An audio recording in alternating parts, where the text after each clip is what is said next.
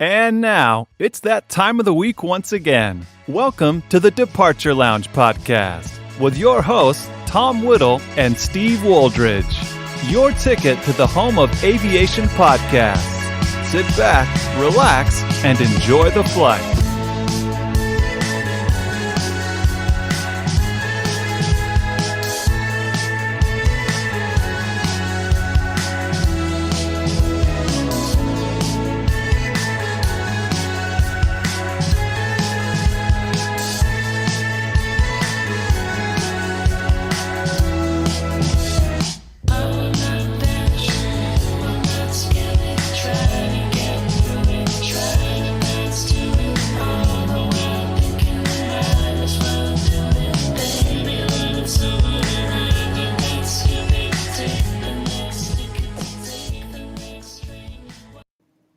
Hello, friendos. Good evening, everybody. I wanted to try something a little bit different then. Good evening, everybody. Welcome to the Departure Lounge podcast here on the Departure Lounge YouTube channel.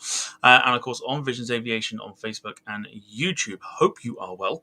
Episode 61 tonight should be a very interesting show indeed. But before we do, my name is Tom Whittle. And joining me this evening is, of course, our co-host and man who fronts my T-shirt. It is, of course, Steve Wooldridge. Steve, a very good evening to you. How are you? Yep, good evening, everyone at home watching. Good evening, Tom. I've never seen you looking as good looking in all your life. What a T-shirt that is, eh? Cracking, right? Yeah, beautiful. You should have said, because we've actually shown up wearing the same thing tonight. It's a bit embarrassing for us. That's embarrassing. Never mind. Never mind. How's your weekend been so far? Yeah, decent. Did a little bit of spotting yesterday. Today was just nice and chilled, watch a bit of football and that. What about yourself? Yeah, a bit of a messy weekend in terms of drinking, which I won't go into because I'll get demonetized otherwise. But no, other than that, it's been pretty good indeed. But we'll bring you back shortly. Awesome. See you in a bit. Also joining us this evening is the resident contributor to the show, Ian Hartley. Ian, good evening to you. Are you well? I'm very well, thanks, Tom. How are you? Yeah, very well. Very well. Still recovering from a messy weekend, but all good. All good otherwise. Eurovision party last night. You could call it that. Yeah, you could call it that. Yeah, fantastic result second. Yeah. Oh, it's fantastic. Yeah. I thought it was really, really good, actually. It's quite different to see us not finish bottom. But absolutely, that's for another story. Yeah, that's another. How's your weekend been so far? Absolutely fantastic. We've had really, really nice weather. I fished a fishing competition today, but I had to bail out early and come on. But apart from that, I really enjoyed my week. I know I went to a party yesterday as well, in a garden party, so that was nice in Blackpool. Sunny Blackpool. Lovely. So that was good. Wonderful. Right, I shall bring you back shortly. Thank you. And so the reason why we are here, joining us this evening, we are very proud to welcome both Martin and Andy from Airliners Live. Guys, good evening. Welcome. Thank you for joining us this evening. We'll go, otherwise people will start talking over themselves. Martin, are you well? Yes, very well. Thanks, mate. Appreciate you getting us on, Tom. Hope you're doing well as well. Andy, are you well? Very good, yes. We've done a live show today. We've been home for a couple of hours and ready to go again. Another live show for today. Yeah, at least you can participate rather than actually host it this time. So. you can see our faces this time. It's quite nice to just sit back and let someone else run the show, I'll be honest. Yeah, that's true. Brilliant, fantastic. Obviously, like I said, you streamed this morning. How did that go this morning? Very well. It was due to be quite wet today, actually, so it was a bit of a bonus that it stayed dry. Great viewer participation as always, and great variation of traffic as well. So yeah, all in all, great Sunday show again. Fantastic, wonderful. Right, let's bring everybody back so everyone can say hello to one another. All right, guys. Hello. Good evening. How are we doing? Okay.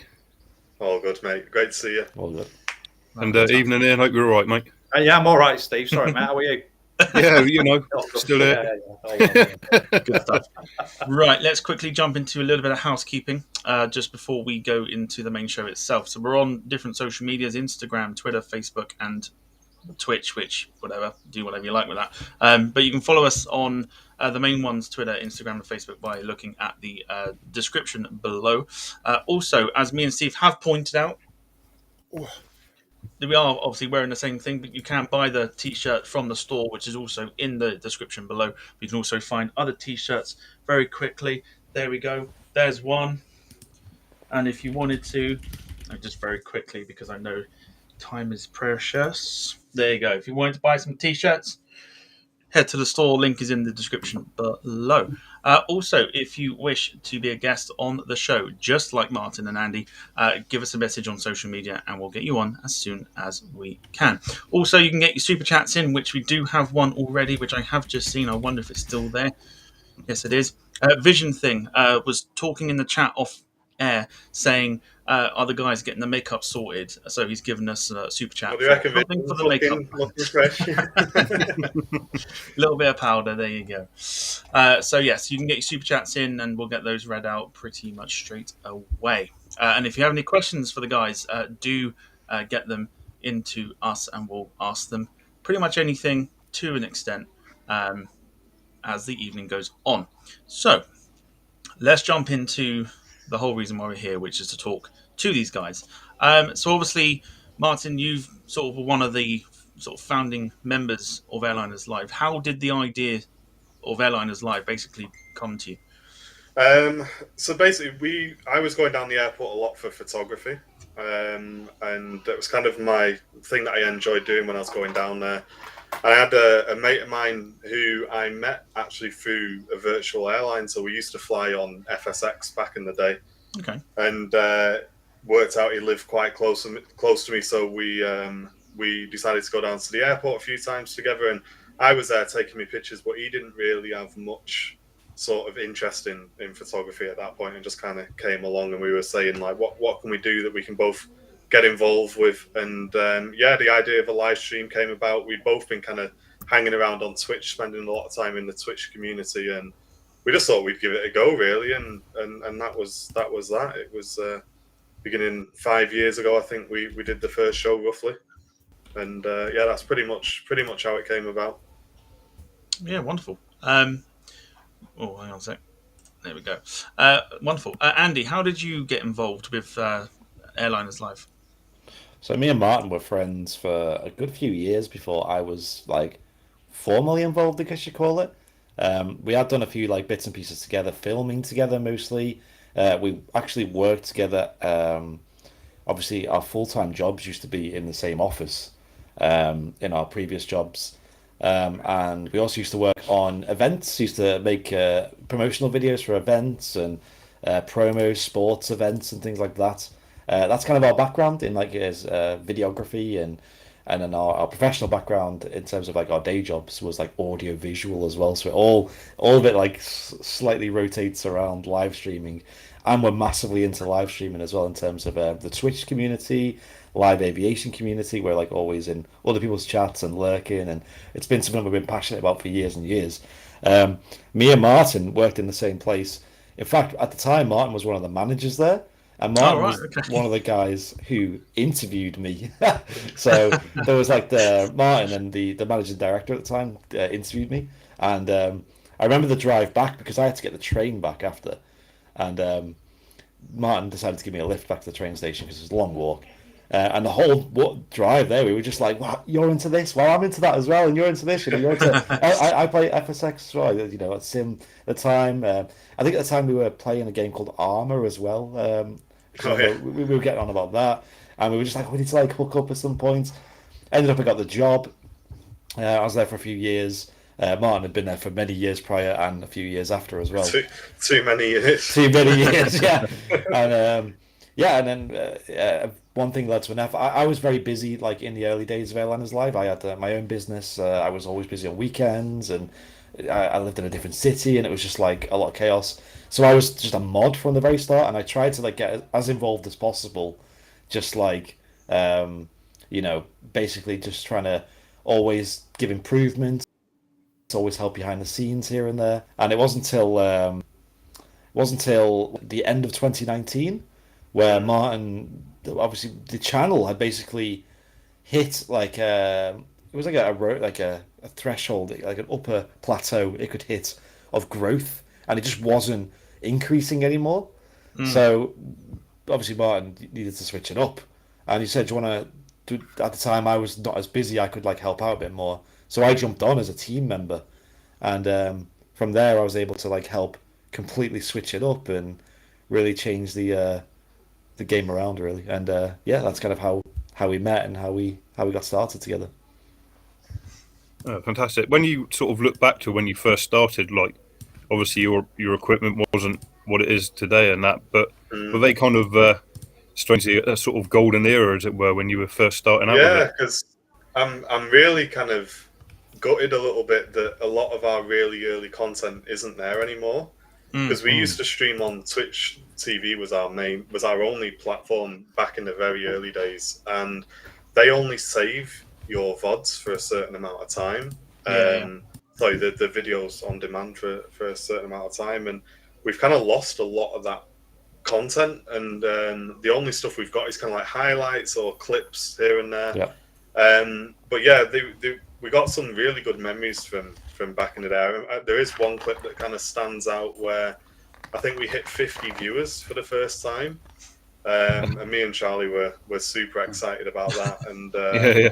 we got that, and also some sunset shows which were amazing. But it was really sort of raw back then. It was dropping out all the time, and we used to have this little battery bank that we had with us. Well, I say little, it weighed a ton, and we used to carry it around. And you plug a laptop into it, and it would last maybe 2.5 hours maximum. But for the last 10 minutes, it would beep. Yeah. Oh. So you'd hear it beeping, and everyone in the chat knew that, right, well, they're going to be finishing soon.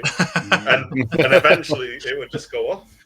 And you wouldn't know. And there was one stream where we were trying to get a Oman Air in, and it was the fine. We were like, please don't go. It was just beeping. And the thing touched down, rolled out, Bosch stream went. But we just managed to catch it landing though. So it was great. And we got a lot of memories like that. Like I said, we used to we used to be walking up Southside with a tent in one end that we put all the equipment in, laptop, camera, battery bank, just all sorts of lots of gear, a lot more than we carry around today with us. Yeah. You said earlier on you've been going for 5 years or so. Obviously, what's gone on in recent years must have sort of curtailed it. I think there was a question in the chat just now. Were you concerned it was going to put you back to square one a little bit at that point? Yeah, so there was actually a point in the channel's history where we stopped live streaming completely. And it was right where Andy came involved. That's kind of why I reached out to Andy, because there was a couple of different things that were happening. We were hitting, like Andy said, we were on Facebook and we were hitting a top view account. And don't get me wrong, it was about 1,000 viewers. It was a great view account. But no matter what we tried, no matter what we did, it just wasn't growing. And we felt like it should have been growing because we knew the audience was there. And I must admit, I did a lot of the behind the scenes stuff with the channel for the first few years. And I kind of got to the point where I, in myself, just didn't know what to do anymore to fix it. And then we were just every week facing technical difficulties. We were having dropouts on the stream. They seemed to be getting worse. Signal in the area was really bad, and we were losing a lot of streams from it. There were big streams where the signal would just drop off completely, and everyone would just go out of the chat room. So yeah, I took a step back and went, is this what we want to keep doing? We're not growing anymore. The streams aren't doing very well at the moment. And I knew, because of me and Andy's work together, as Andy said, we used to do promotional videos for clients for events. That was the work we did together in the beginning, and we knew we could make high quality, good video content. And we thought, well, maybe the direction for the channel is to go completely pre-recorded, vlog style. And we did a really successful one called Project N, which was a nighttime shoot, probably our best shoot we've ever done, I would say, still to date, was Project N. And everyone loved it, but there were so many people kind of saying, please give us the live streams back, and I think it was Ken actually from Visions who we'd sold our old encoder to him when we moved over to Teradek for the first time, and Ken wasn't using it, and we'd sold the Teradek because it was faulty and they weren't fixing it. Bloody bar story of our life. Visions reached out to us and said, look, guys, if you want to go back to live streaming, I'll send you this encoder back for free. I just want to see you guys live. I said, look, mate, you don't have to do that. Let me buy it back off you for what you bought it for me. And he didn't want it. He just wanted to get us back live. So big fair play to Ken for that. That kind of, I put that to Andy and we said, look, let's give it one more go and see how we get on. And we ran that encoder for maybe another five months or so after we went back streaming. And then we had a stream at East Midlands, I think, where we had some dropouts. And on the way home, me and Andy just said, we were driving back from East Midlands in the car, and we said, look, either we personally finance this new Terradeck unit, which we knew we needed, which was about $2,500 at the time, so it wasn't a small investment, and the channel didn't have that sort of money either. We just said, look, we either personally finance this ourselves or we just jack it in completely. And yeah, we ordered it, and ever since then, we've been live streaming twice a week ever since. Yeah. Do you think the pandemic, when it had a massive impact on what you could do, do you sort of think it sort of, I don't know whether this is the right or the wrong way to say it, but sort of came at a time where you could sort of sit back and evaluate what you were actually doing and then sort of move forward? Personally, for me, I don't know about Andy, but I felt it came at a terrible time for the channel. We just reinvested in the equipment. We just committed to the live shows, and then COVID hit, and we couldn't do anything. And we were very conscious on the channel to be seen to be following the rules and trying our best to do what we should be doing. And it affected the channel massively in some ways, but I think in other ways it brought the community together as well, because we started doing quizzes, weekly quizzes for the community, and it really kept the community engaged with each other. It's great because I think if we didn't stream, the community kind of may have just fizzled out, or we would have lost a lot of viewers. But every single week we did a quiz, and I think that got us through COVID, and it got a lot of other people through a lot of mental health struggles. Absolutely, We've had a lot of very positive messages about that. Yeah, and what about? Sorry, Andy. I was just going to add to it, and I was just going to say, don't you think that diversifying into doing things like quizzes as well? I mean, I know you're doing 2 streams a week, and that's your full-time sort of job. But like diversifying into like doing quizzes and doing other little bits and pieces what aren't necessarily live stream related could potentially add to your viewership sort of thing and make you a lot bigger than what you actually are now. I don't think the quizzes added anything to the channel in terms of a growth point of view, I'll be honest, but I think they definitely kept the community together, and I think that's the most important thing that they did.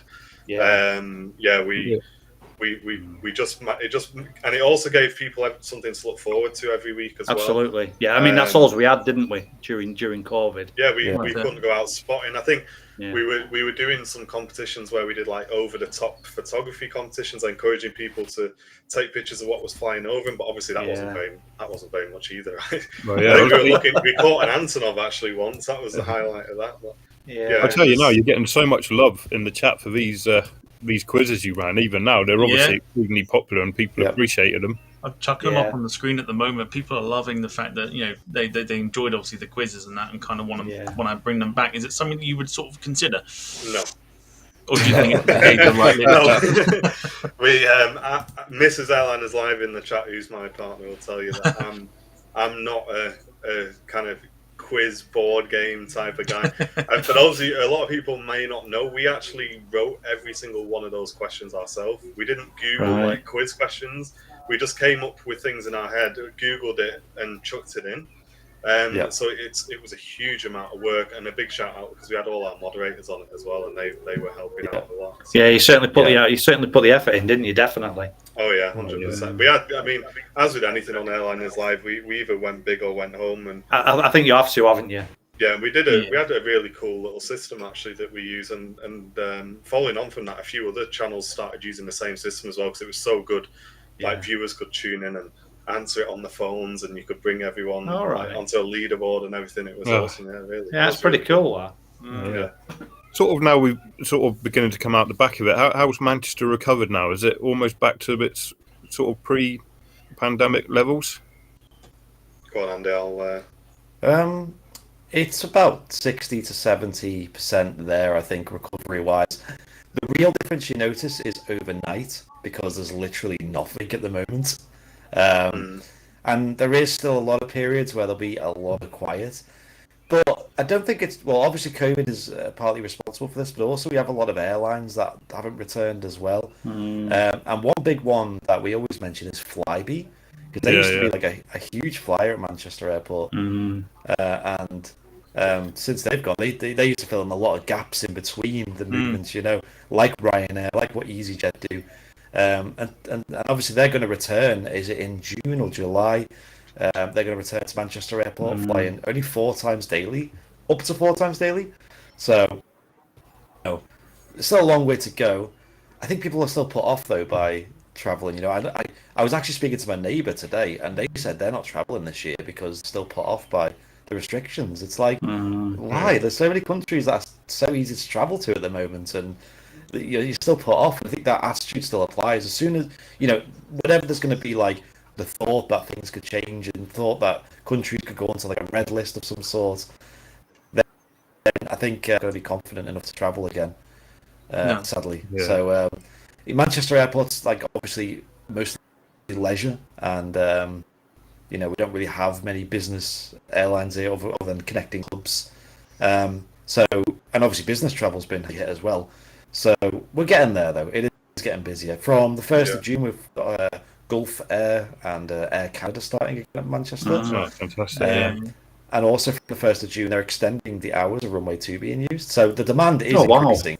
Yeah, they're extended to 12 hours a day, I think, rather than however many it is now, 5. And then it's kind of splitting it at the moment. Yeah, which favours us at the moment because it actually right now between 10 a.m. and 3 p.m. runway 2's closed, which is perfect for us because that's like the hours that we stream usually. That new Flybe, it's a class livery. It would be nice to see that when it comes in as well. Yeah, the new livery on it. Yeah, I've not seen it at all yet. Because they've got Birmingham, I think, as a hub now, right? And that's right. Yeah. So they're unfortunately, I don't think we're going to see anywhere near as many as we did pre-pandemic. But to be honest, it's just great to see them back. Because that was probably one of the main airlines that when we lost them, I realised I didn't photograph the aircraft at all, really, because you're always focusing on the heavies. So when Thomas Cook had loads of the 330s and everything like that. But yeah, Flybe, I kind of just took them for granted a bit. So getting them back you'll be seeing a lot of Flybe pictures on the old Instagram. I think. Yeah, we're certainly disappointed down there because obviously we used to use Exeter and now they've shifted to Birmingham. I think Exeter were somewhat disappointed back of that, but such is life. It makes sense. Yeah. I think it's just Dash 8s in general, isn't it? To be fair, you just miss that, just how they look and how they sound and things like that. You just don't. There's just nothing compares to them, is there? To be fair, and especially when there's a bit of a breeze as well, you really see the pilots just working that aircraft down, and it's not like any other aircraft. You're actually flying it down onto the runway, so you're keeping that power in, get it touched down. It's just an awesome, proper pilots, aren't they? Love it. Love it. It's a plane I've spent a lot of time in the sim flying, and I'd say it's probably one of my favourite sim aircraft to fly, and just seeing them back at Manchester again will be mega, I think. Yeah. Which sim do you use, Martin? Is it 2020? Well, I've been on all of them, to be honest. I was on FSX, then I went to P3D, spent some time on X-Plane, and now Microsoft Flight Sim 2020, the new one's come out. There's a bit of a memory leak with it for me at the moment, so I'm not flying right now. But I do like MSFS, and I've been pretty fortunate. I was invited on the beta team with a certain plane that's coming out very soon. As was John, who's in the chat, and we're getting some pretty cool opportunities, and it's an awesome sim to fly. Is that a certain plane what you're keeping like close to yourself, like? No, I think I can say it's the Phoenix A320 is the beta team we were on. And it's just a pleasure to be involved with that as much as I could, obviously, before I lost. Is that out now? Is it? No, not yet. No, not really. It should be out soon, but £50 they're quoting it at, no, 50 quid. Which, mate, what a price! That's cheap. What a price! That really cheap. You can't say any more than that, really. And like I say, I can't say too much about it, but I would happily pay double that price for the aircraft. So it's going to be amazing.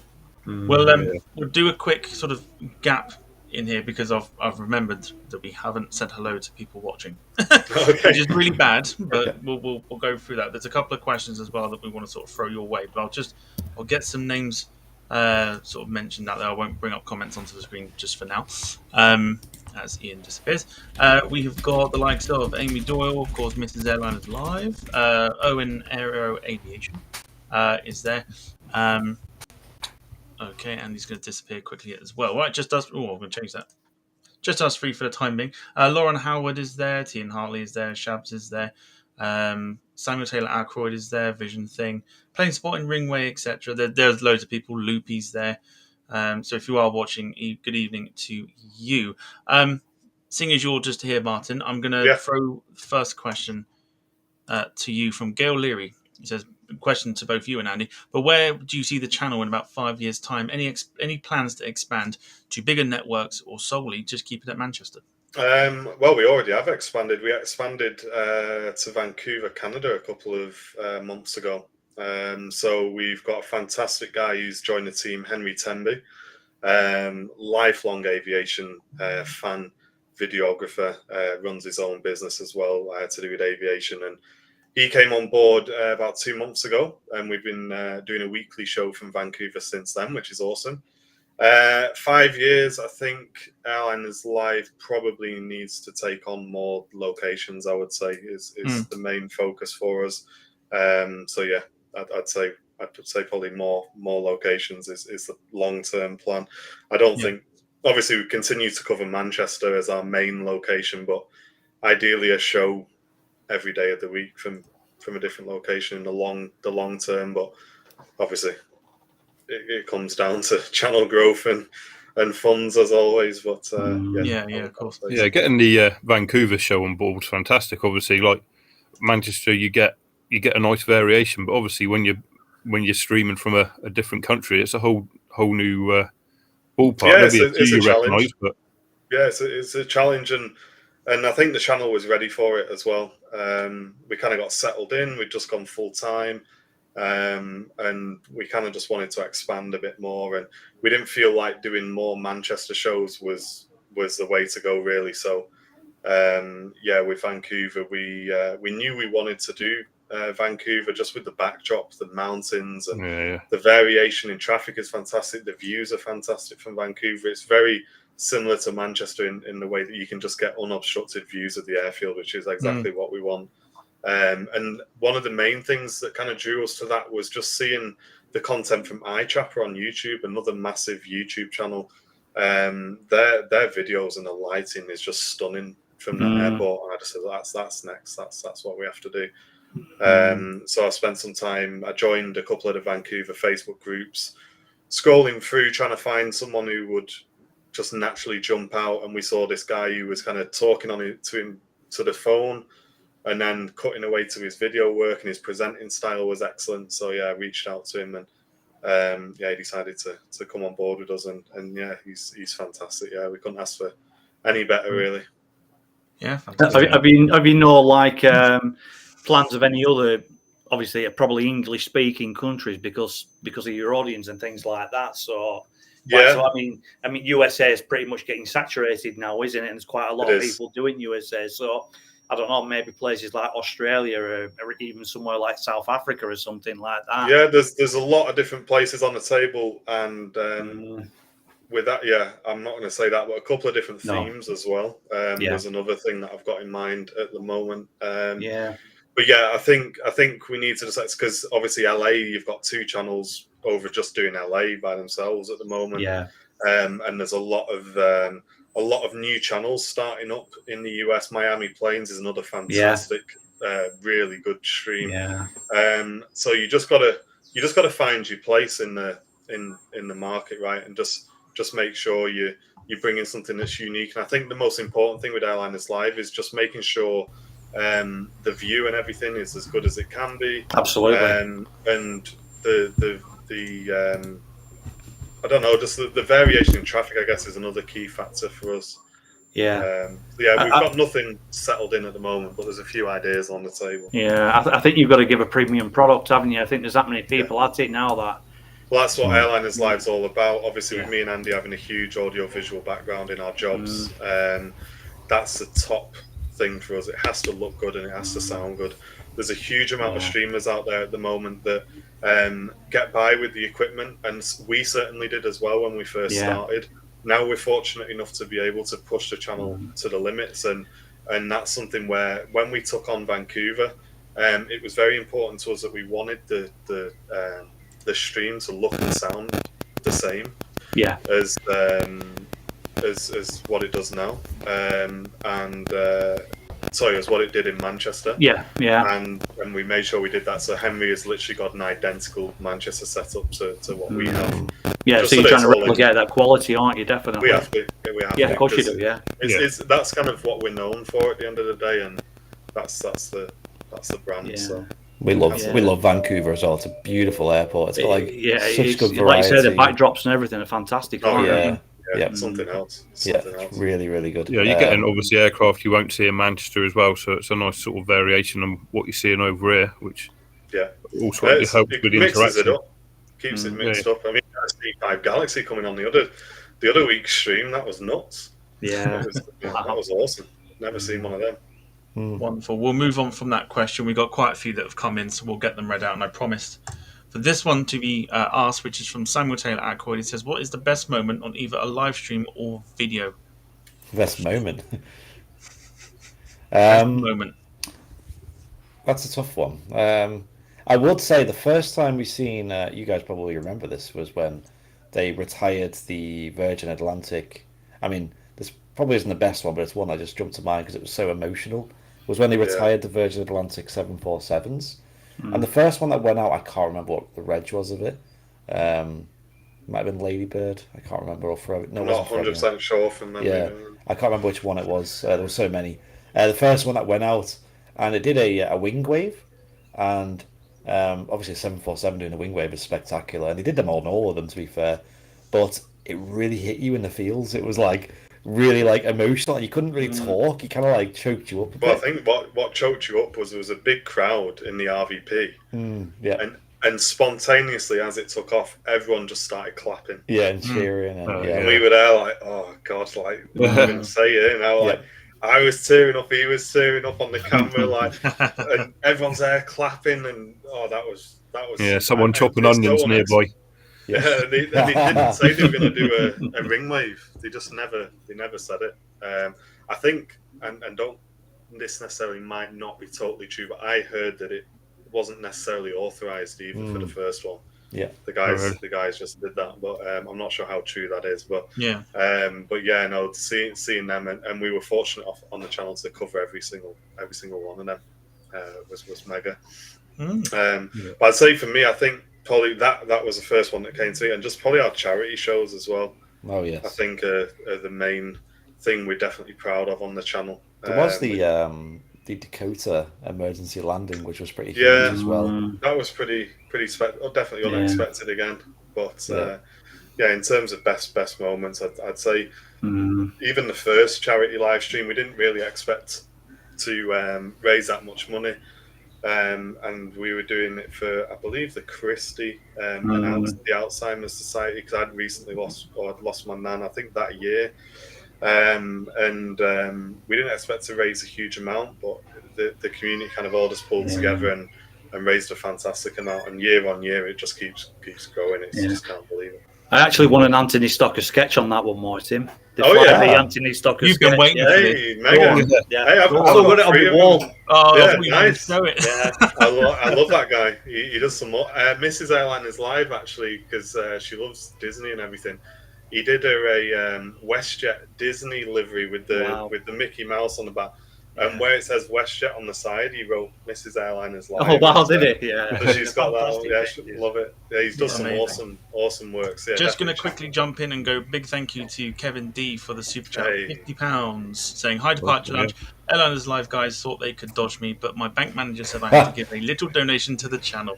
So thank you so much for that. That's much appreciated. Anyone else who wants to follow in his suit, whether it's £1 or more, do obviously just get the super chat in and we'll read it out.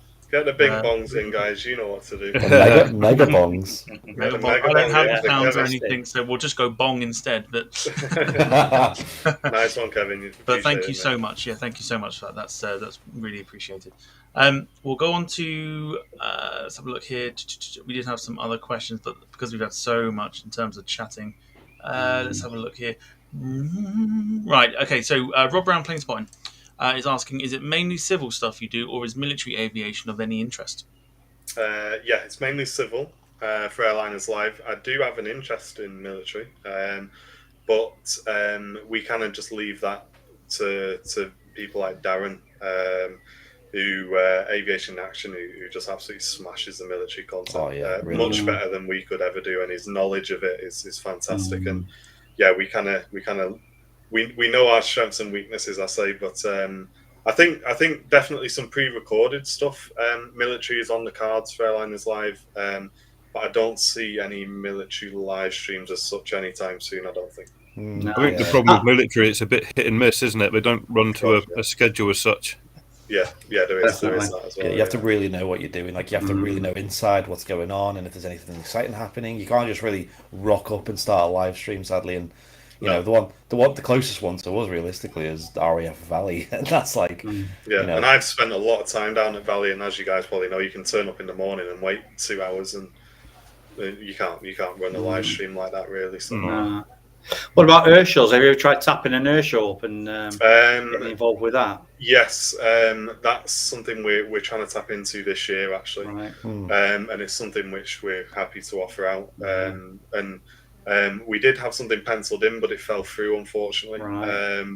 Yeah, that's definitely a plan of attack for. Yeah, because the setup we have is pretty huge. We have got boxes and boxes full of every cable you could ever need, and every type of whatever you need, a camera and tripod and all this. We got the guys behind the scenes who'll run it properly as well. We probably on air shows we probably do a 4-man setup, a couple of cameras, a director running the show, and someone else floating around. So that's definitely the plan. We actually you've got Southport and 2 at Blackpool, haven't you, this year? And they might not be the biggest in the world, but you get decent arrivals and departures from like Blackpool Airport and things like that. And I think if you could tap Blackpool Airport up or something like that, I think that'd be mega. I think they'd be quite obliged, to be quite honest.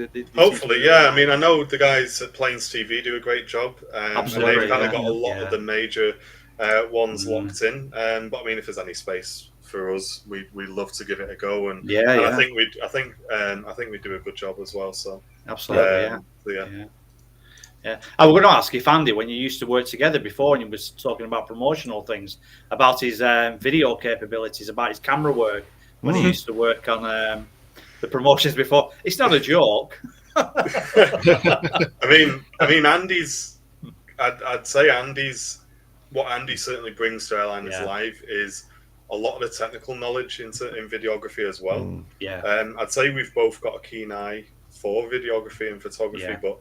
Andy's technical knowledge has really got us out of some situations in the past. I'm going to say his video knowledge is absolutely fantastic. His camera work's great, and the knowledge as well about the bits and pieces. Just the flight numbers and where it's been and where it's going to and what it is and the history of it and all these little fancy names. What he gives is like the EasyJets, they've got a few names, haven't they? Nearly named the whole fleet now, I think.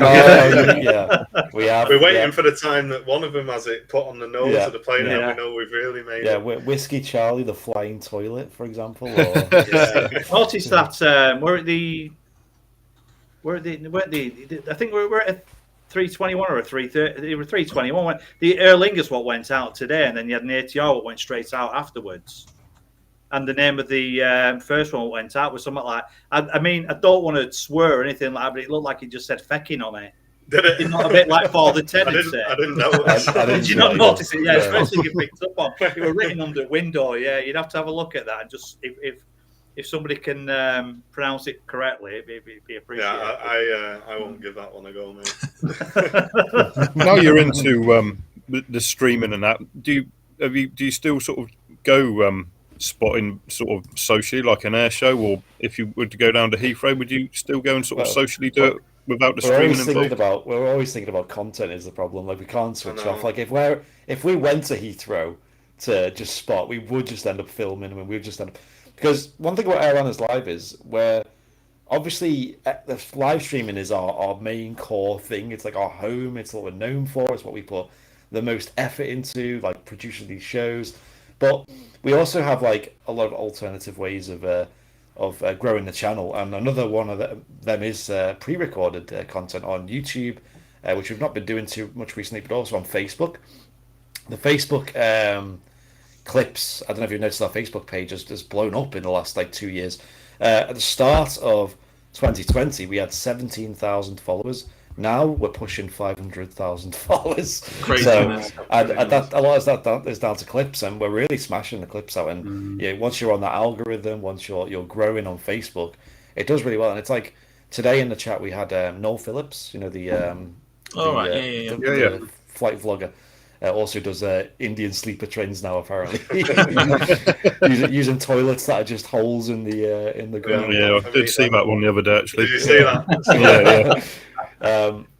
And he's the same. He obviously branches into loads of different social medias, and he's got like 1.5 million on Facebook now, and it's a huge platform. And that's the thing. Whenever we're like somewhere random, just even if we're at like Barton or something, Manchester City Airport, we'll still be thinking, is this? It's just opportunity, isn't it? Yeah, and it's one of them where if you travel somewhere, it makes sense to just do some content while you're there. Yeah, absolutely. Yeah. I think we said it a few times on the channel. Is a lot of the main memories are like looking through the lens, and it definitely would have been nice to have just stood there and just watched the planes for a bit. But to be honest, if we're not streaming, we're usually doing photography or videography anyway. So it's just one of them. I think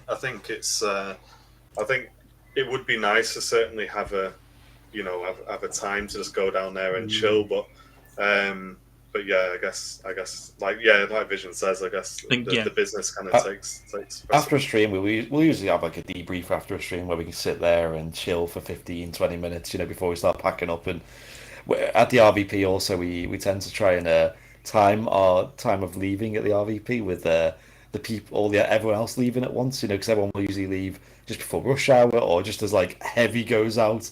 You always have a queue of traffic going out, so we'll always time our departure with that. And that's usually an opportunity to have some chips, RVP chips, or more recently, RVP fish finger butties, which are really nice. That's a new one. I like the toasties though, mate, the RVP. Yeah, cheese and ham toasties. The fish finger butty hype. That's try it. You can't beat a fish finger butty, can you? No, it's like the best comfort food ever is the fish finger butty. Yeah, it's good. Yeah. I was going to ask you when you're going back to like you're talking about Noel Phillips and things like that. I know, Andy, you do quite a bit of travelling anyway, don't you? Would you not sort of consider? There's a lot of people who obviously do a lot of travelling, do a lot of like flying around and things like that, who sort of document their journey as well, but don't get the opportunity to they haven't got a platform to put it on. Would you not consider watching somebody's sort of blog and then releasing it on your channel just to give that window to somebody else, sort of thing? Is that something you'd think about, I suppose, in future? We are making flight videos. Yeah. But the difference is that we're kind of taking it in a different direction. So whereas someone like Noel, who likes to kind of document everything, talks to you about the flight, price per mile, all the fantastic stuff like that. When Andy started to travel with the channel, we decided to kind of take it in a different direction and just try and capture the ambience of the plane and the announcements and just the sounds that you hear, and just kind of have it as more of a fly on the wall kind of thing. So you'll see there's quite a few on our YouTube where Andy's filmed the full flight, and we've literally took everyone along for the full flight. And although we've not said anything during there, it kind of gives you the experience of being on the plane and seeing and hearing really nicely. But in terms of vlogging, it's something we've considered, and it may be something that we start to do bits of here and there, but I can't see us doing full-on trip report style videos. I think Airliners Live just in a little bit of a different direction. You're going to steer away from doing loo reviews then? Yeah, it's a full-time job, I think, isn't it? It is. I think Noel's got that one covered pretty well. Yeah. Deary me. We'll move on to sort of another question that we've got from Susie B, who asks, what's your favourite platform to post on in terms of, I take it, like photos or clips? I love Instagram personally. I think it's a really, really good platform that you can connect with people really easy. Obviously, the stories are really powerful as well. I personally hate Twitter because that is like, I don't know what it is about Twitter. I don't know. There's like probably a lot of like psychological reasons for this, but I think it just brings out the negative in people. And although like we don't get much hate on the channel, like it's like, you know, one vocal. You know, there's that experiment when it isn't there. It's like if you met 1,000 people, shook hands with 1,000 people, had a great time, and then one of them slapped you, you would remember the slap. And it's like in Twitter, it feels like that slap happens a lot more often than other platforms. So Twitter definitely a no. And Instagram seems so positive. I don't know what it is about that, what they've done differently.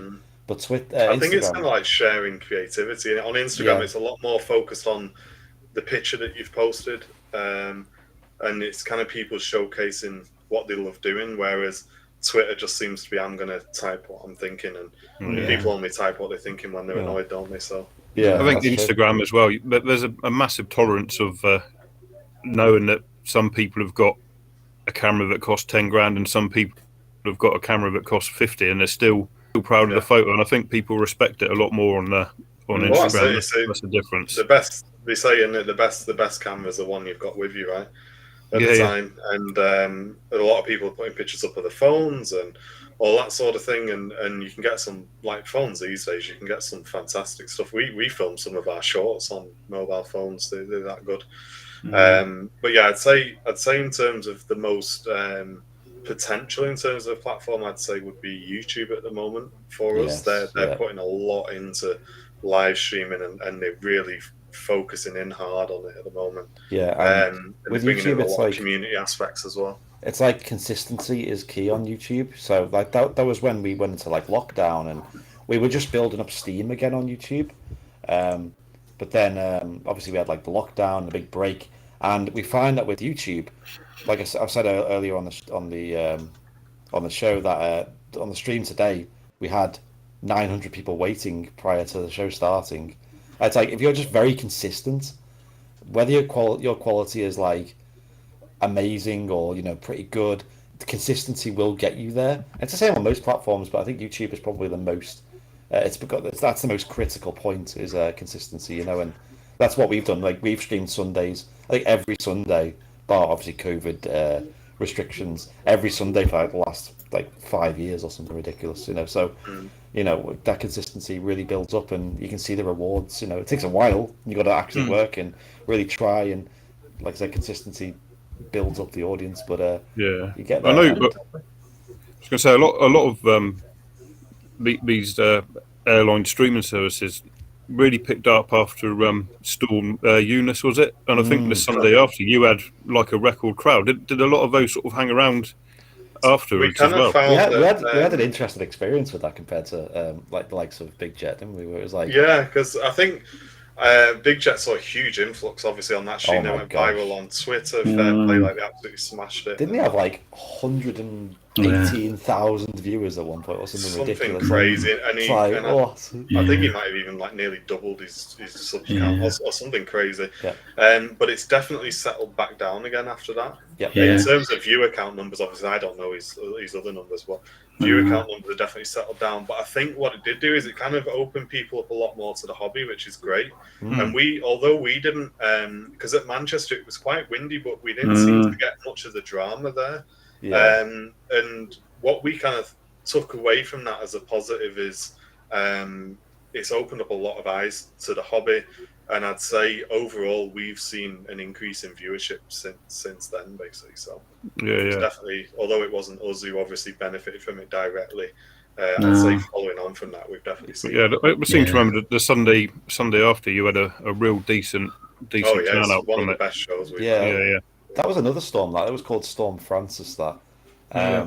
And I could get the numbers up real quick and see what we got, but it wasn't anything like Jerry's. But for us, it was huge. But was that the where the 380 went around just before it touched, or was that afterwards? Remember that one? It might have been. It was around then. That was around, and it may have been the following. Would have been the following one, but that was that was something which we never thought we'd see. Like with the 380, when we've seen them cancel a few times, and it's always very, very early. Yeah. I think then it was just a long landing, and they just decided. Cracking. That was pretty nuts. Is that kind of the biggest drama you've caught down there live? Well, apart from the Dakota, yeah, I'd say so. We did have we had so there was the Dakota, the World War aircraft that was supposed to be doing a flyover somewhere relatively close to the airport. I can't remember the place now, and we were kind of just hoping to see it sort of fly past in the distance, and we're kind of keeping our eye open for it. And people in the chat were, it's coming in, it's got an emergency. Like, yeah, all right, whatever. Because you get that, you get a few people winding you up, and it kind of excited to get it a little bit more. And like, hold on, like, so looking on the phone, can't see anything. I go away, put my scanner on, listen to it. Like, yeah, it's coming in. So we put the camera to one direction. I pulled Charlie to one side. So it was me and Charlie back then. I said, mate, what are we going to do here? Because I said, this is an emergency. So do we carry on filming? Do we cancel it? Do we kind of just go offline and just record it? Because it had an engine, a prop failure. But we decided to stick with it and kind of cut away if we felt like it was getting a bit wonky. And the guy just brought it down so well. And it was coming in on 2-3 right, and we were on 2-3 left. And it was coming down, and at the last minute it turned and came over to us. I was like, no, it's coming to us. And it come down and just stopped right in front of us. And they didn't have the equipment to tow it away. So they were trying to turn it around. They couldn't turn it around because the rear wheel just kept sending them around in circles because they only had the one prop on. So it was stuck right in front of us. I just filmed the whole thing. We were on the news. Also, I think it stayed there overnight, and then the RAF brought a bit of equipment up a tow bar to get it back, and they fixed it at Manchester, I think. Yeah, that was probably the most memorable, I'd say, issue we've had at Manchester. Not that it's something we want to see a lot of. But, no, absolutely not. No. I mean, it is pretty spectacular, right? An A380 going around. I mean, yeah, it's definitely a sight to see. That was so late as well. It was literally like 100 or 200 feet in the air, and it just went full toga, and it was so loud. It was epic, and quite a sight to see as well, especially so late. Yeah. Shows the power they've got, though, right? Yeah, absolutely, yeah. Seeing as we were just talking about sort of other sort of streamers, there's a question here which has been posted a couple of times, so I have seen it. Zaki Rana asks, is there a lot of rivalry between live streamers, or do they get along with each other? Are there camps of streamers? Yeah, I'd definitely say there's groups of streamers who get along with each other, and there's groups of streamers who don't. And we're definitely in that category as well. There's a lot of streamers, and as Andy said, we've kind of been really fortunate on Airliners Live to be where we are and how the channel's gone. Now, don't get me wrong, we've put a lot of work into it to get there, but there is an element of luck in that as well. So we really try our best to be active in other people's streams and shout out other people's streams as well, which we try to do really regularly, especially newer streamers as well, like people like Miami Planes who are just sort of really starting to get some viewership now, and the guys over at LA Flights are fantastic. But yeah, there is some that we certainly work with. There are some that are very negative towards us, I would say, and we try and just stay away from that completely because it's just not worth getting involved in. And most of it, unfortunately, just comes down to jealousy, in our opinion. So we try and just. Airliners Live has always been about just positivity and just keeping, just enjoying what we're doing, and we try and keep all of that sort of nonsense off the stream where we can. You've got to sort of stay professional, I think, because at the same time, I've seen a few sort of live streaming side of it where they kind of forget what they're doing, and then it's like don't get me wrong. I mean, I've made comments here and there which I probably shouldn't have done at times. I'm probably the first to admit that I've made the odd sarky comment here and there, but we try at the most part to just not let that happen, because at the end of the day, like you say, it just comes down to you're there to deliver a good broadcast and just keep people entertained and happy, right? And well, that's it. If you put a good product out, people will choose to watch it, and if they want to watch someone else, but so be it. There's no point having beef with people over that. Yeah, it's not worth the stress. I don't think. Just go down, enjoy what you do. And I think recently, both me and Andy, especially since going full time, have been really conscious about where we spend our time in terms of social media and stuff like that. Because you can find that if you've got enough people in your ear about a certain thing, you can quite quickly start to get into that mindset. And negatives, you can definitely kind of kill creativity as well. As one of the main things. So me and Andy have certainly just tried to keep ourselves to ourselves as much as we possibly can. Really.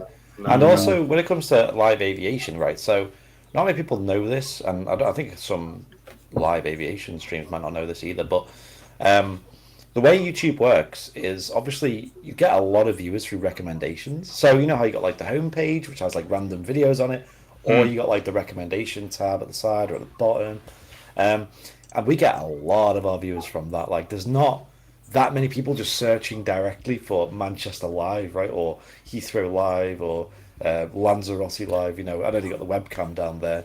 So when like people see us in the feed, usually that is based off of like which live stream is live at that time, but also is doing well. So metrics like people hitting the like button, people interacting in chat, people watching for a long period of time, the amount of viewers, the amount of subscribers the channel has. There's a lot of metrics in there, and YouTube does switch it up. It doesn't just like always prioritize one, but it normally does.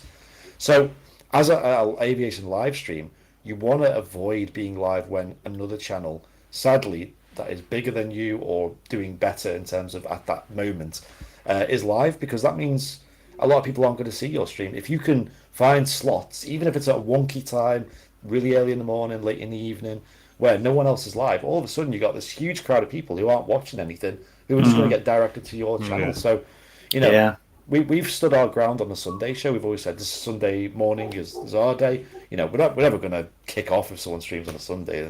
We're not like territorial about it. But what we say is we just advertise that Sunday morning at 10 a.m. because then if other streamers know that information ahead of time, they can plan around that rather than clashing with us and splitting the viewers in half.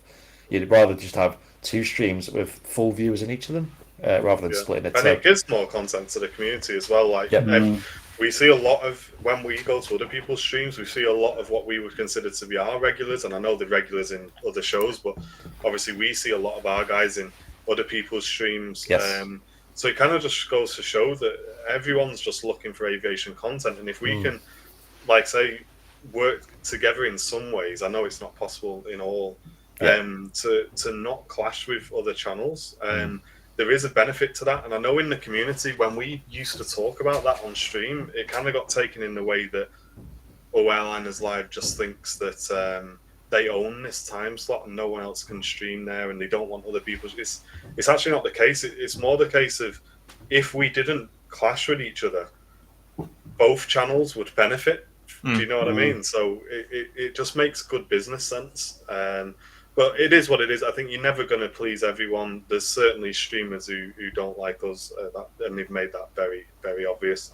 So in terms of the core question, we just do our thing and just do it in the best way we can, really. Like I said, consistency is key, right? So like if we're always at the same time and people know when to tune into us, because I wouldn't want a channel where we're just streaming on random days and it's just like, you've got to just rely on luck to see us live. You've got to know when we're live, and like I said, it helps other aviation streamers because then they could go live straight after us, so then all of our audience is still around, or they can go live before us, So what about the move from Friday to Wednesday? What were the inspiration behind that? Well, I had a lot of people asking about that. It's been like we had loads of DMs and people very gutted about it as well because it is so consistent. It's like people's routine, like the Sunday morning. Everyone likes just like having a nice chill morning with it on the telly, and it was the same with Friday. And obviously, now that people are back to work a lot more than they were 2 years ago, when everyone was working from home and all this and furlough, Friday was such a good day, and also with Manchester Airport being so quiet as well, like it was only really busy on Friday, Sunday, and Saturday actually as well. So Friday was such a popular day for us. and we had to move. We've had to move it recently because we want to spread the content out across the week. So and Wednesday's across the week. Yeah, that makes more sense, doesn't it? Yeah, because we were grouping all of our shows towards the end of the week. So we had Thursday Vancouver, Friday Manchester, Saturday off, Sunday Manchester, and then nothing again all the way to Thursday. So it was kind of, well, this isn't kind of the best thing. And now that, as Andy's saying, Manchester is busy pretty much equally across all the days, it made sense to move one of our shows further into the midweek. And there was a few other factors that played a part, one of which was that when we were on the other schedule, both me and Andy would have we'd have Thursday as a day off and then Saturday as a day off. Yeah. And we weren't having 2 days off next to each other, which we were kind of getting to the point where we're getting close to burning out here if we keep absolutely doing so also switching to Wednesday gave us 2 consecutive days off, which has been really beneficial. I mean, it's just good for general health anyway, right? Absolutely, you need to. I think the main thing was just getting the content spread out and just giving Airliners Live a bit more of a presence throughout the week rather than just around the weekend. So taking the free 8 out of it, what's always sort of excites you to see come into Manchester in particular? Well, for me, I wouldn't necessarily say going in, but going out would be the A220 at the minute. It's by far probably one of my, or to be honest, anything loaded with Pratt & Whitney's is kind of a good thing for me. Anything with Pratt & Whitney's is awesome, but A220 is probably the coolest thing we see. I mean, apart from obviously the 380, we get the triples and the 330s, which is awesome. Anything heavy is kind of always a hit with the viewers. 757 is great. I just love the sound of the Pratt & Whitney's. Sound awesome. The 330's taken off right in front of you this morning was particularly impressive. I think it was the Jet 2 one. Yeah, it was awesome. Yeah, they do sound great, and it's good for us because I'd say over the period of the channel we're starting to see aviation get quieter and quieter, which is not good. From a viewer's point of view, obviously from a resident point of view, it's great. But so anything that's loud, like a nice 330 or a 75, we just want to hold on to them for as long as possible, really. Yeah, and you get the fantastic taxiway in front of the visitors park as well, don't you? And you get the pilots waving at you and the like. Which is awesome because they vacate in front of us on 23s and they taxi pass us on 05. So, the RVP is an awesome spot for us, and a massive shout out to those guys, the Aviation Society as well. They've just kind of really worked closely with the channel, and it's a great kind of partnership that we've got with them that we've built up over the years, and it's certainly opened up some fantastic opportunities for us, including obviously the awesome location that we get to stream from every week. It just gives you probably one of the best views in the UK for live aviation for sure. Yeah, I would say. Oh, sorry, Steve. No, you go in, mate. Sorry. I was just going to say about the RVP. I think that the fact that you're streaming where you're actually streaming is a massive, sort of a massive advert for the RVP as well, because the Aviation Society are doing what they're doing. You can hear them in background when you're streaming, Martin. Some of the information they're giving out is absolutely fantastic. But the likes of the other week after the show, when you had to walk around the little classic cars and things like that, and it's a massive, massive advert for what they actually do there. And it's not just aviation, is it? No, I mean, at the end of the day, that location is just something that we're so fortunate to have, right? You get a great view at the airport, Concorde being there, the Nimrod, the DC-10, all there for everyone to go down and enjoy. Huge open space as well, which is great when the sun's out. People bringing picnics down and all sorts of cool stuff. And then they've got the facilities, they've got the shop and everything, and the cafe, which obviously, as you know, we make good use of. But I'd say it's just something to sort of cherish, really, because there's not any real locations like that anywhere else. There's nowhere like that in the UK at all, is it, to be fair? And at the end of the day, the airport's a business, right? And you need to use something like that and make sure you go down there, you support it. And just enjoy it. And like you say, they do put on great events as well. The classic car shows we love. Love doing the walkarounds. There's always a great story. Like everyone is always dead happy to talk to you and tell you the history of the car. And that's the sort of stuff we love, because we just, as you know, on the channel, sometimes people don't necessarily like it, but our conversation on the channel is kind of what drives the shows, and nice kind of organic conversation with people is just easy content, and it's really interesting content as well. And you do get that with classic cars, because everyone's got a story to tell, and it's just awesome content. And we're glad that it kind of flows well and our viewers enjoy it, because if they didn't, we'd probably make another channel just to go and do that, because it's great fun, and they put quite a lot of them on, especially through the summer, and yeah, hopefully we'll see quite a few more of them this year as well. Fantastic. And they don't charge you either. Sorry, Tom. Yeah, no, that's all right. You just go down and you pay for your parking, and you get in this amazing classic car event that you can just go around and look at, which is awesome. I'm just going to say, seeing as we but just chatting then about sort of the streaming at Manchester and the opportunities that you've got from there.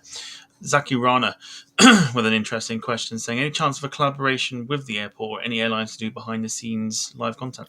I mean, we've not been approached by the airport at all, actually. And I mean, literally nothing. Which is always it's slightly puzzled me at times, I'll be honest, especially in the last couple of years. Obviously, we've had COVID, but I'd say the year before that, and obviously with the Virgin Atlantic retirement flights as well, I was surprised that they didn't reach out to us in some capacity, but it's just not something we've been offered the opportunity of. We probably would take an opportunity like that for sure. And I know there are a few airlines who do pay attention to what we do, which is awesome. I've had a few messages from a few people who've been involved and said they love the content that we're doing, which is great. But yeah, the airport themselves haven't reached out to us now. Not sure why that is. I don't know. Yeah. Well, on top of that, Shabs is asking, if you had the opportunity, what's the one airline you would love to do it behind the scenes with? Well, probably something with the Jet 275s, I think, would be awesome at this time for us. As I guess we're probably not going to see them for too much longer with the huge A321 order that they've done. But either that or the Emirates, I'd say. Emirates would be fantastic.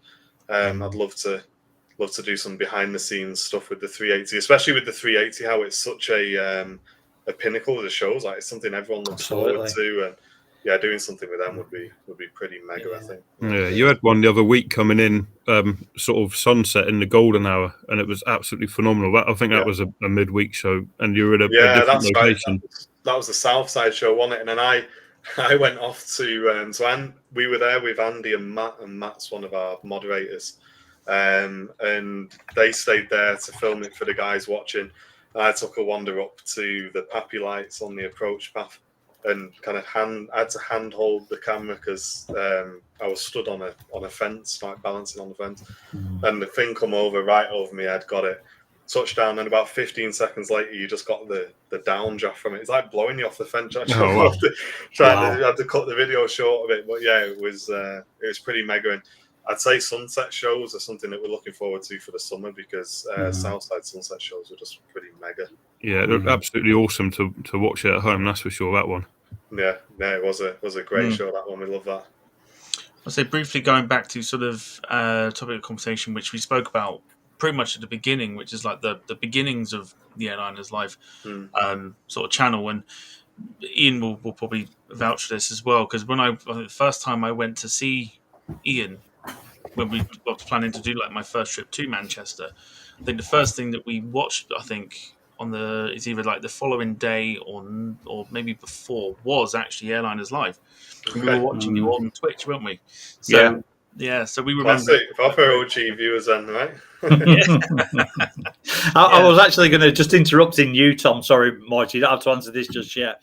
But I know a few people have mentioned Charlie in the chat, and people are just asking what's Charlie up to these days.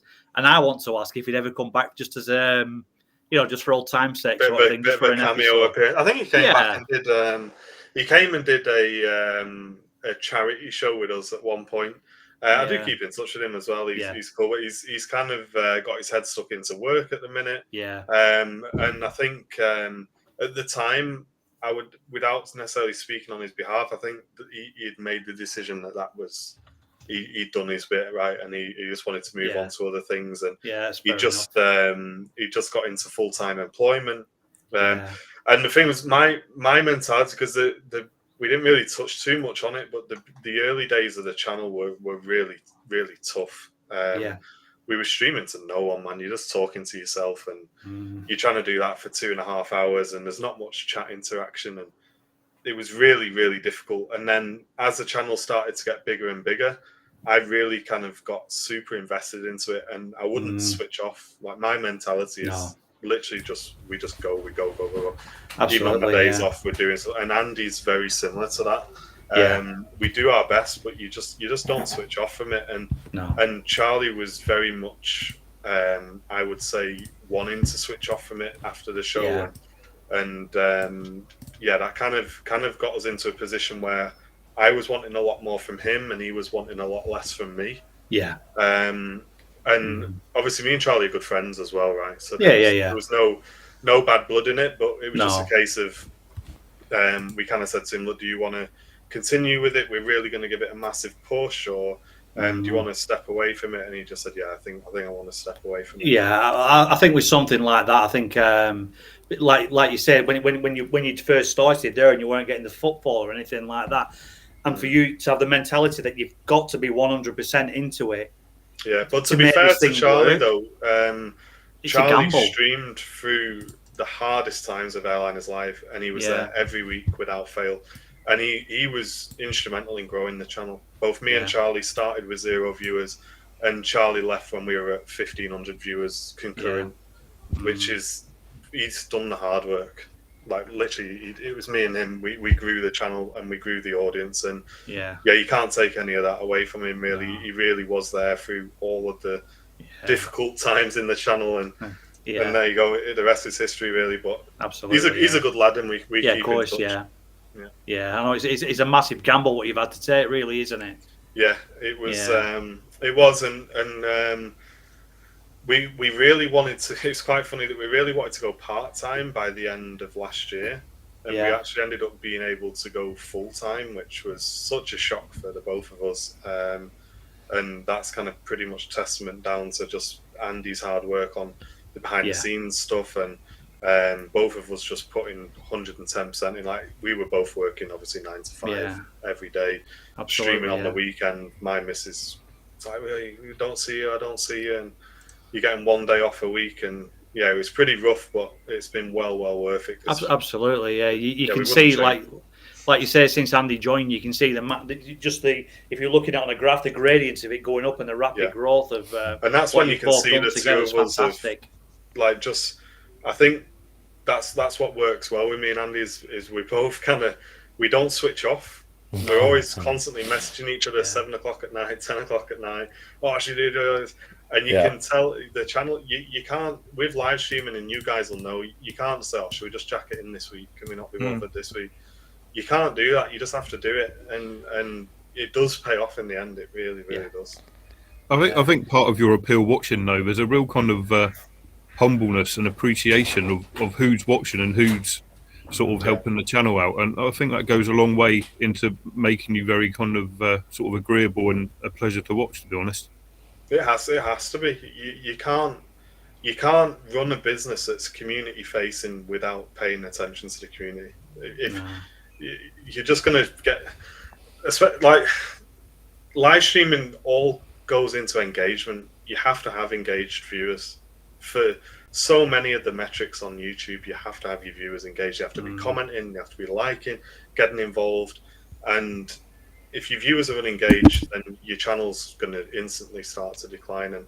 And we certainly say all of the time the community is the main focus for us, making sure that they're happy, they're enjoying the shows.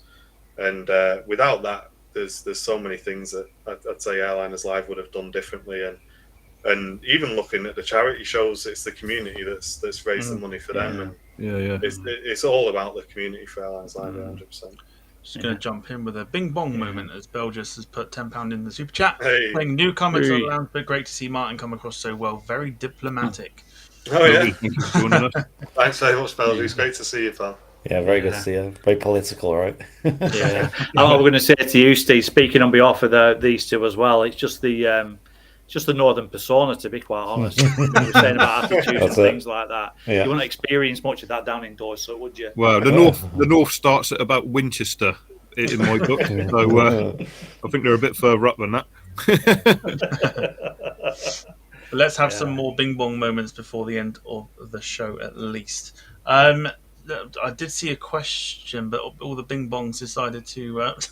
Is everyone spamming bing bongs at the end of the show? Everyone's spamming bing bongs in the chat. Yeah, I've lost it now. I think we're the only aviation streamers that do that. Like, encourage people to spam the chat whenever something happens. But obviously, donations at the moment. Honestly, I know. At the moment. But then other things like the A380 comes in and the chat's just unusable, and the what else would happen? A 777 or a 75 or something. Just get everyone to spam it as much as possible. It's all right. It's all part of the community fun. So, you get annoyed if it was like spamming you with some sort of spammy website or something like that. But yeah, I mean, we get plenty of that as well. But luckily, we got mods on there looking after that. We've had a few interesting ones, but yeah. It's, you get them. Yeah, it's a bit weird. We have like unbelievable moderators on our channel. They are, a lot of them are in the chat right now. We've got Mrs. Airliners Live.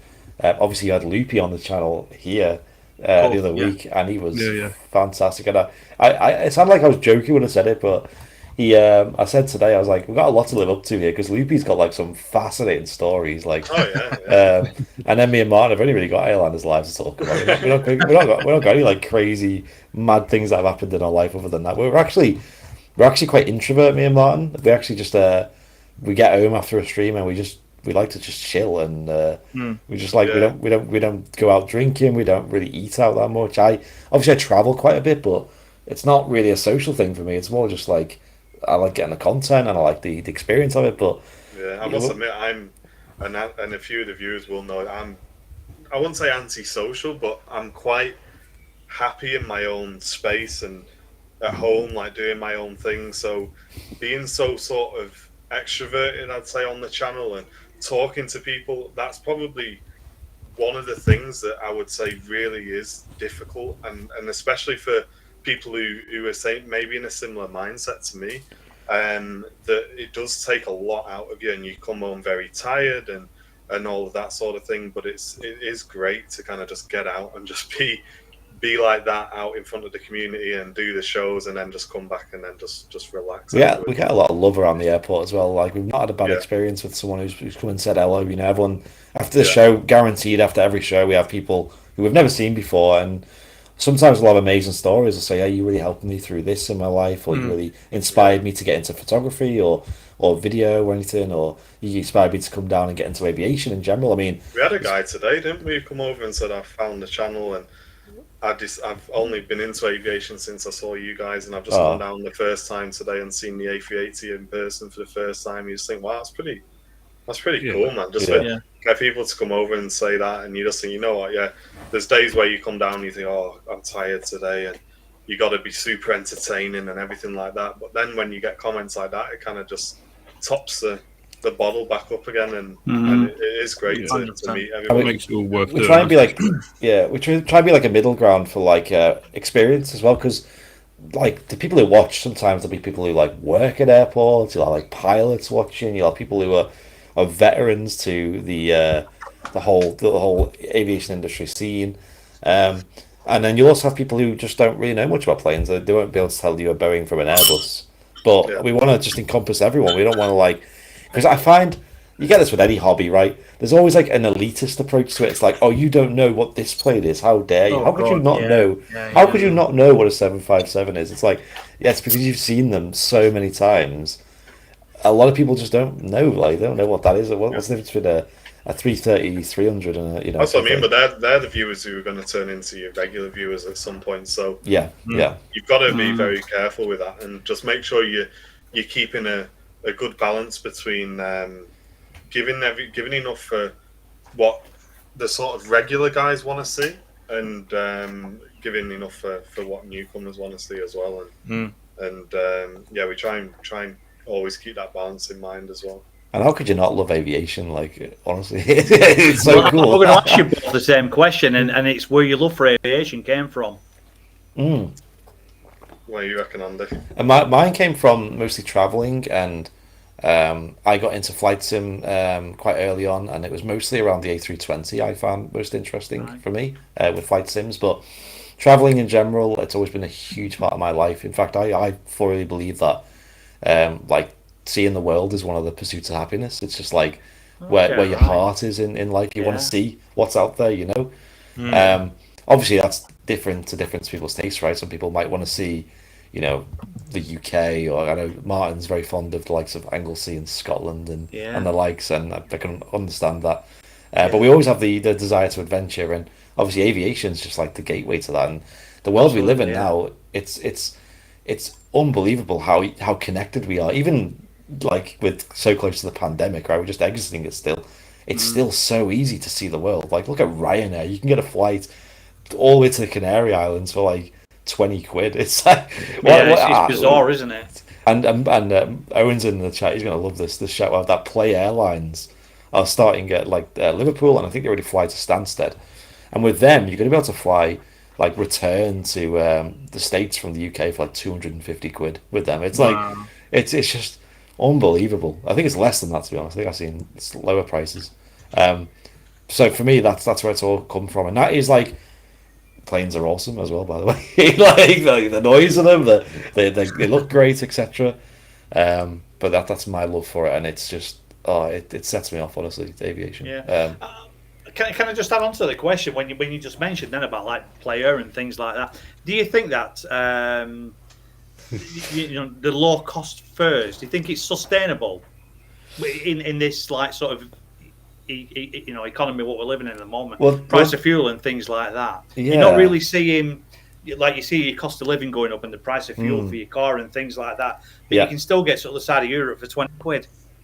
They're just gonna have to. I think you'll see an increase overall in prices. I mean, they're obviously going to have to do something because a lot of that is landing fees, and you've got service fees and also taxes as well. It's like with fuel. Have you ever looked at like petrol prices and you see how the breakdown of it? A lot of it is just tax.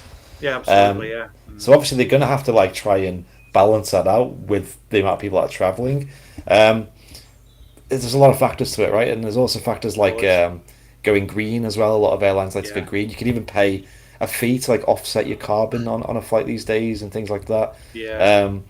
But I think overall, budget travel is going to get more popular, in my opinion, because people are going to want that alternative. I think as a consumer, though, we just got to be careful not to drive the prices down too much.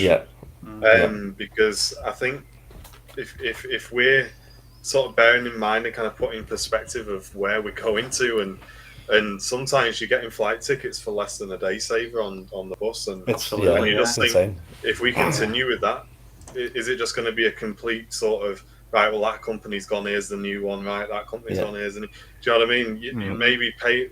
Personally, for me, maybe I'm probably different to most people. I'd prefer to pay a bit more for a nicer experience, I think, on a plane. So obviously, don't get me wrong, Ryanair are smashing it, and they kind of kept Manchester going through the pandemic. But in my opinion, I would rather pay a bit more for, say, an EasyJet or a Jet2 experience than Jet 275 flying with flying with Ryanair. But I guess it's supply and demand, isn't it? I suppose even if you were to pay like 20 quid for a Ryanair flight, by the time you bought a couple of drinks and put your baggage on board and things like that, that 20 quid's gone up to 50, 60 quid, hasn't it? They get you, don't they? Right, aren't you?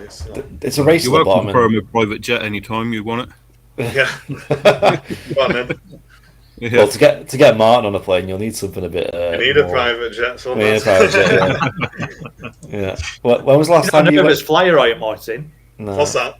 Are you a nervous flyer? Not a nervous flyer. I'm just not a fan of being locked in places. So I would say being locked in at 38,000 feet, probably.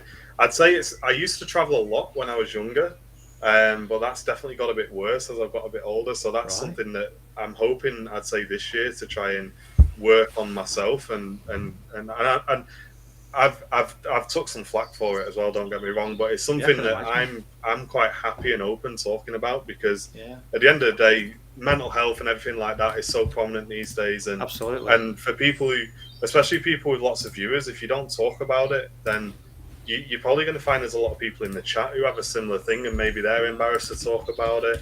And you just think, well, what's the point? Like we had one streamer make a comment that, how can you run an aviation channel if you don't like flying?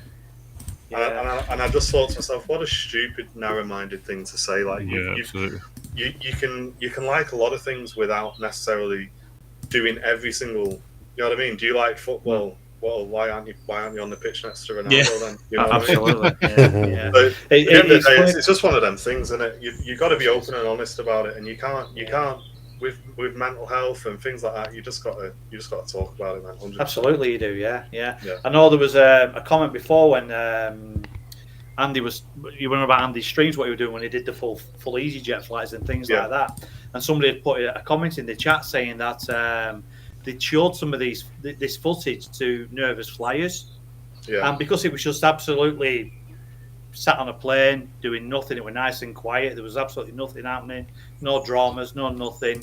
It sort of relaxed these people and made them feel a lot more confident about flying. And I'd say for people who may necessarily struggle with that sort of thing, another really valuable thing to watch. And it's something that we've actually just added to the channel on Mondays, is flight simulation content. Because watching how the aircraft's flown and seeing the different things that happen at different stages of flight will kind of calm you down, because I guess a lot of it is you're not in control, right? And that's kind of the key. I've got a problem with that. Yeah, there's a lot of anxiety and mental health issues that come with not being in control. And you can put yourself more in control by understanding the environment. And for example, when you take off in an Airbus, you get 1,1300 feet and you reduce back to climb thrust. Now that's completely normal, and it's a standard thing of flight. You'll hear the engines throttle back on the lower power rating. If you're a passenger sat in the back and all of a sudden you hear the throttle go back, you're like this, aren't you? You're like, whoa, what's that? You know what I mean? Watch a couple of flight sim streams, you'll know exactly why it's happening, and it's I think that would probably help a lot of people. So there's lots of that content about as well. You're there noticing things, aren't you? Then it's like the slats go in and the flaps retract, and obviously the spoilers when you touch down. You're like, oh, there's that. And then whoever sat next to you is like, I know, I don't care. I just want to, I just want to get there. Lot of different things that happen that are mainly audible. And I think if you get used to picking up on those audio things and you actually know what it is or what it could be, then you'd probably be a lot more relaxed. Absolutely. I think some of your videos, Steve, some of your landings in your flight sim would put people off, wouldn't it? My one the other day, I was at 28,000 feet at 3 miles out, and I absolutely greased it. It was a hell of a landing. Rate my landing. Sounds like a bit of a London City approach. That it's just straight down like that. Nose dive it straight in. Mind you, Ian, you're not one to talk. I've seen your landings. 320 did the sound barrier. Amazing. It's going to go down in history. I can't land the 320, mate. So can't do it with your channel after this. I might have a look at that. I'll have to try and find it. Yeah. We'll link you. I'm sure we will. That's where Ian shares it with us. So he links it to his own channel. So I'm sure we can do that. I'm sure we can do that. Right, a couple questions from the chat. Susie B is asking, would you consider doing a day in the life of Airliners Live, like the day-to-day sort of running? We've had this a couple. We've had this, yeah. And we spoke about this in the cafe the other week, and we just said, how boring would that have been? It would be so boring. I mean, listen, guys, if you want to see me packing boxes and going down to the Royal Mail lady and giving it to them, and then maybe doing a bit of accounts here and there, and I mean, I guess. Like, we could put an entertaining video together of the day in the life of Airliners Live, but it would definitely not be a typical day. It would be a day where we're out filming a lot of content. Like, we could definitely do that. but that's definitely not what we do every day. Yeah. Especially since we went full time. Obviously, the business needs running, and as you guys know, there's certain administrative stuff that needs doing, and yeah, it's mostly pretty dull, I would say. Yeah, it's very boring, mundane. It's like there's a lot of admin and a lot of when you're running all these like I said, we're quite diverse across the platforms, and we're always trying to innovate and find new ways of growing each platform as well. So we're always like paying attention to each one and just sitting down, me and Martin together in a. We have we've heard of Discord. It's like a voice chat app you can use, and we've got a server on there which is just us two. And our web developer, and for some reason Fez has got in there somehow. I don't know how. Yeah, and it's called The Office. It's called The Office, yeah. It's a really short commute. I just get out of my bed and I come here. I never get stuck in traffic. Yeah, that's great. And just log on to that. And that's where we kind of do. We're always testing things. We're always trying new content, trying different resolutions, different lengths of time, different times of cutting between the play. There's a lot that goes into it. It's not just a case of just chucking a video up and that'll do. We do a lot of testing, and it's pretty. I wouldn't say it's good viewing material on the most part, but I mean it's a video we could definitely do. Yeah. Hey, Joe Robinson saying you can watch us playing squash. That would be a good bit of content there. Yeah, I must admit, since we went full time, we've been playing squash once a week, trying to lose a bit of that lockdown belly. Yeah, I feel your pain.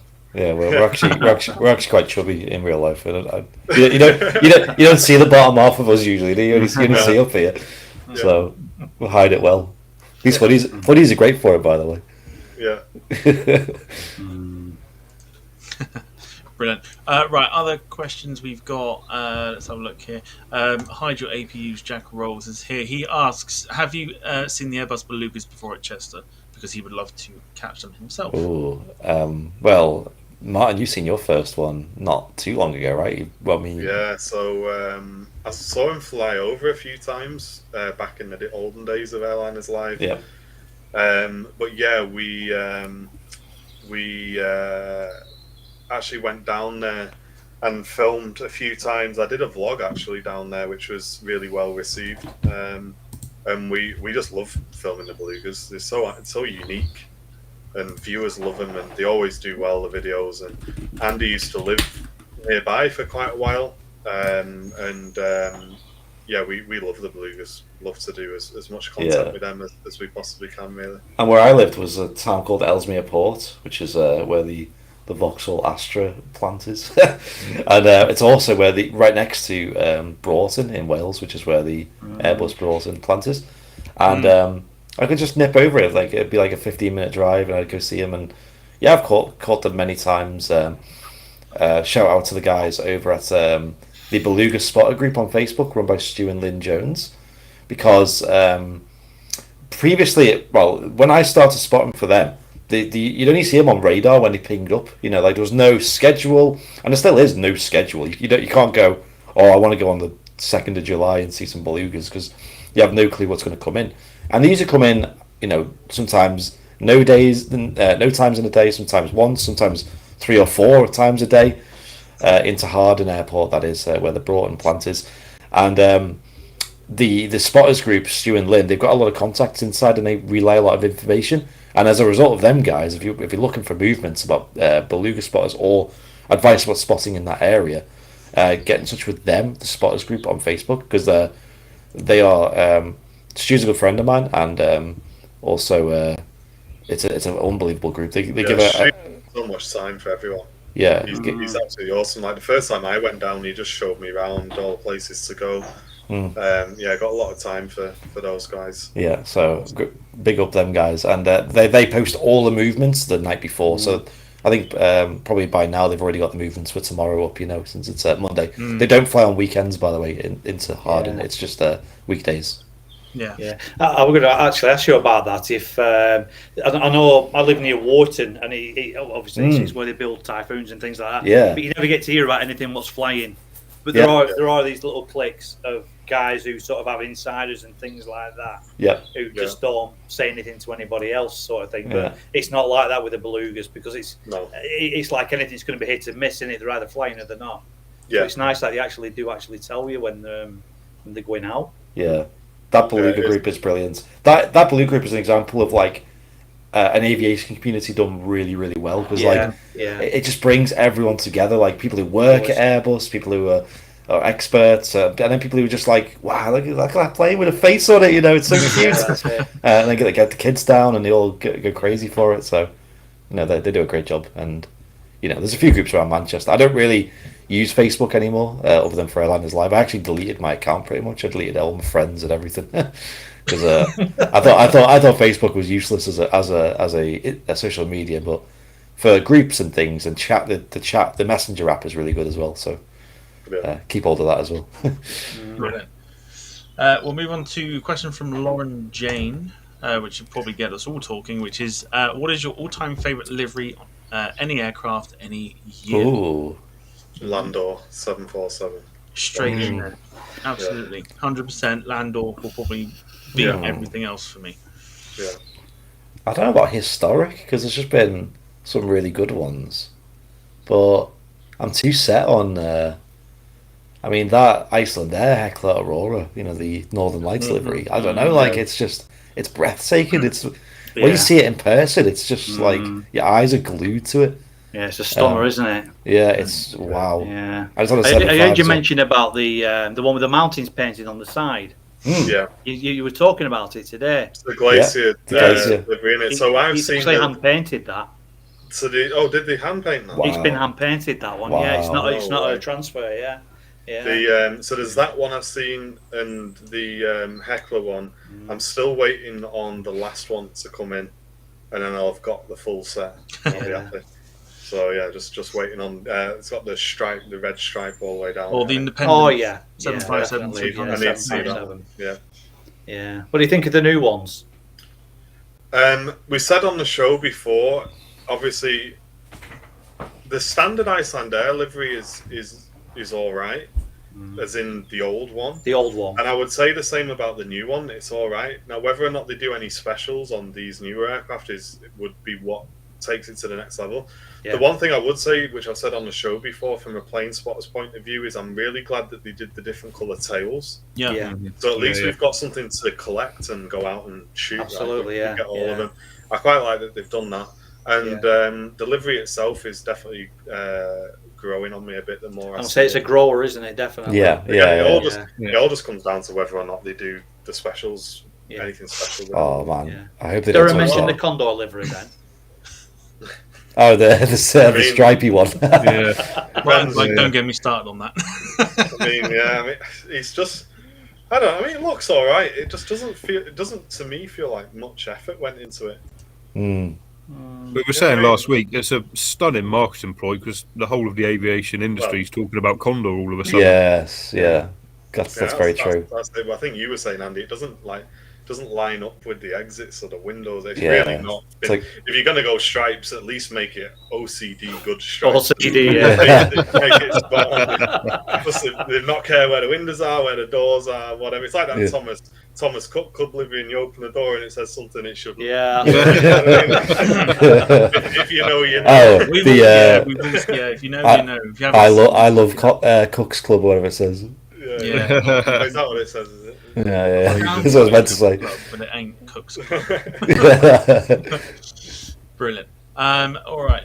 There's another one here which I've just scrolled through by accident. Right. Another interesting conversation, I think, from Mike B says, do you think that the Farnborough Air Show should be opened up to the public again? Of course, they've decided to close the public days because, why would you? And keep it to sort of trade days, I believe.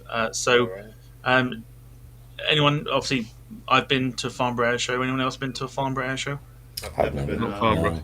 Just me then. Was that where the aircraft came down on the road, was it? Or just short of the field? Shoreham was the one. Yeah, Shoreham was the recent one, wasn't it? Yeah. But, So what's the reason they've closed it down then? Yeah, when I heard that they were closing the public days for Farnborough, my immediate thought was why? Like, why would you? Because it's like one of the biggest air shows in the world, sort of thing. Between that and Paris, where they alternate it, and then it's like, we're not opening it up to the public anymore. But it was like one of the best sort of air shows for the season because you'd see a lot more than what you'd see at like a Cosford or a Yeovilton or I don't know, anywhere else sort of thing. But they thought, no, we'll just keep it to a trade sort of thing. So I think personally that was probably the wrong move to make, and they should open it up again to the public because, you know, people always circled it in the calendar when it was Farnborough year, and it was like, right, got to make sure we go there. But now it's like you got to rely on a lot of publicity to it, doesn't it? I mean, you want publicity to. I guess it depends on the structure of the air show, really. I mean, is it predominantly an air show? Is it predominantly a business exercise? Do you know what I mean? Are they there to sell planes, or are they there to entertain the public? And I guess that's just a decision they'll have to. It used to be on TV years ago, didn't it? They used to have shows, didn't they, on TV a long time ago, and it was like I say, it was just predominantly it's just a business exercise, isn't it? Yeah. Yeah, no, it was like a week. Something I know much about the farm. It was like Monday to Friday was trade day, and then like the public days was Saturday and Sunday. I think a Friday was thrown in there now as well, but they've just decided to close it all off, no public days, and just keep it as a business show, which I think is wrong if you ask me. But that I don't know if anyone else would think, like, if everyone knows sort of how busy, a lot of people would travel to Farnborough from a lot of places. So, like people coming in from different countries wanting to go to Farnborough because it was like the air show. Whereas now, I think Fairford or the Air Tattoo kind of has that sort of feeling now. I definitely say kind of whenever you talk about air shows, everyone's always looking forward to that, aren't they? And as I'm trying to get sponsorship off Bournemouth Tourism Board, 1st to the 4th of September, come to the Bournemouth Air Show, everybody. It's great. Excellent. A quick goodbye to Susie B, who I've just seen. Got to go. Really enjoyed being part of the Departure Lounge tonight. Take care, everybody. Thank you very much for watching. Cheers, Susie. Yeah, it's a strange decision to shut the public days off, but it's a weird one for that. Okay, so moving on. In terms of plans for sort of going forward and stuff, obviously you got Manchester coming, hopefully Vancouver again. I did see Vancouver will 100% be coming back. Yeah. I did see a question to sort of say if you could have any access to any airport in the world to do like a behind the scenes type thing, all the access to any airport, which one would you have gone for? Any airport in the world, Probably Dubai. Dubai's a good shout. Yeah, I think Dubai, just the sheer volume of traffic and heavies and the amount of stuff that must be going on behind the scenes there to keep things moving would just be remarkable, right? See what goes on there. Yeah, I have a proper soft spot for Miami. I've never actually been there either. I need to. That's probably my next big trip is Miami. But the variety you see there, it's kind of like Vancouver-esque, I guess, but a lot more warm. And I think more heavies and more cargo as well. And that is just right up my alley. I would love to go to Vancouver personally as well. I think me and Martin probably will end up doing some kind of trip there when we can build Martin up to that kind of level of flying. Listen, I'm going. I'm going. Yeah. We'll get you on a little Piper first, and then we'll... Even if you have to put me on a little rowing boat, I'll get there. Miami, Vancouver, and LAX to an extent is pretty good. You got the two runways, obviously arrivals and departures are right next to each other on the north and south, so that's really nice. But I think Miami has quite a lot of character too. In terms of approaches, I'd like to be a passenger on, though. It would definitely be the circle to land at Innsbruck. Yeah. Yes. That would be the one. Make sure you're on the right hand side of the aircraft too. Yeah. That'd be pretty nuts. What about Anchorage? We're saying Anchorage, all the 747s and that. Yeah, Anchorage is another great one, and it's something that's on the radar as a Vancouver bonus, actually. So Henry's looking to travel with the channel as well, so there's a few things up his way that we're definitely looking to do, including actually the float plane base just down. Of course. We're going to do a live show from there as well. Yeah, because when we asked him initially, we said, "Why don't you do a bonus show from Toronto? Because that's in your neck of the woods, isn't it, Henry?" No, it's not at all. Canada's a massive place, and it's like a. He went, yeah, I can do it. It's about a 4-hour flight. I said, 4-hour flight? Let's do that. Yeah, so Toronto, and they fly. Is it 777s? Is it and 330s from with Air Canada every hour from Vancouver to Toronto? So there must be mega demand on that. Mega demand. Yeah. I bet it'd be a cracking flight to do like an internal flight on like a 777 or yeah. Well, that's what I mean. It's so cool, like, isn't it? To be able to, it's like they're operating the 7.5s now down to Ibiza and stuff like that. You just think that's quality. That's really good. And like Andy said, just the demand for that route must be so high. They're operating wide bodies every hour between knots. Wow. Yeah. It was like back in the day when British Airways used to operate shuttle runs from Heathrow to Manchester using the 757s and the 76s. Well, we were supposed to get the 747 retro in Manchester, weren't we?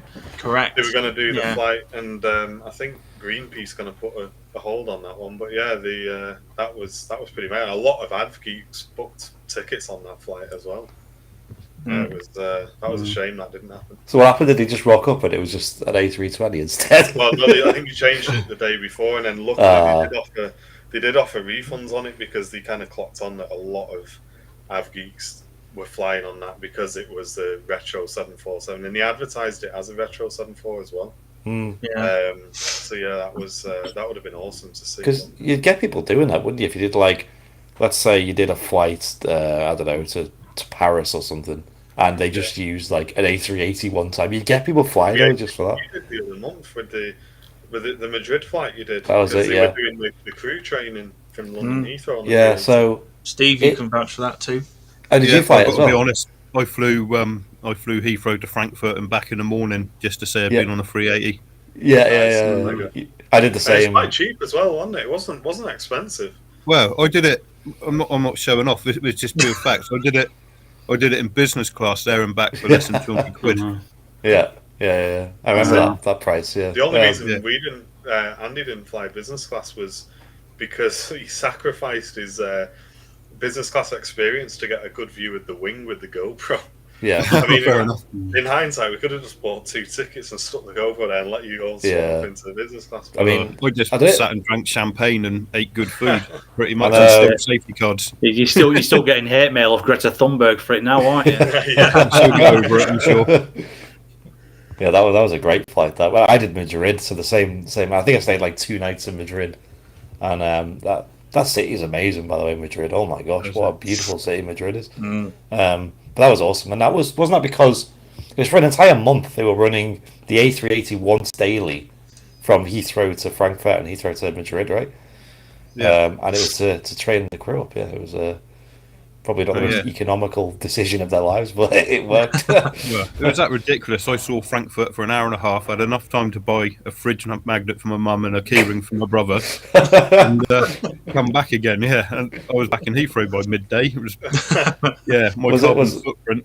Was that 380 going back as well? Yeah, it was exactly the same plane. It never left the gate. Oh, I get you. Okay, yeah, that's it. Yeah, decent that. Just want to say a quick hello to friend of the show, Transatlantic Alison, who has been convinced by your selling of Bournemouth Air Show, and is now going to book the days off so she can come down and watch the air show. Ah, well, fantastic. Let us know, and I'll show you the sights of Bournemouth, which will take about a minute, and then the rest of the day you can do whatever you fancy.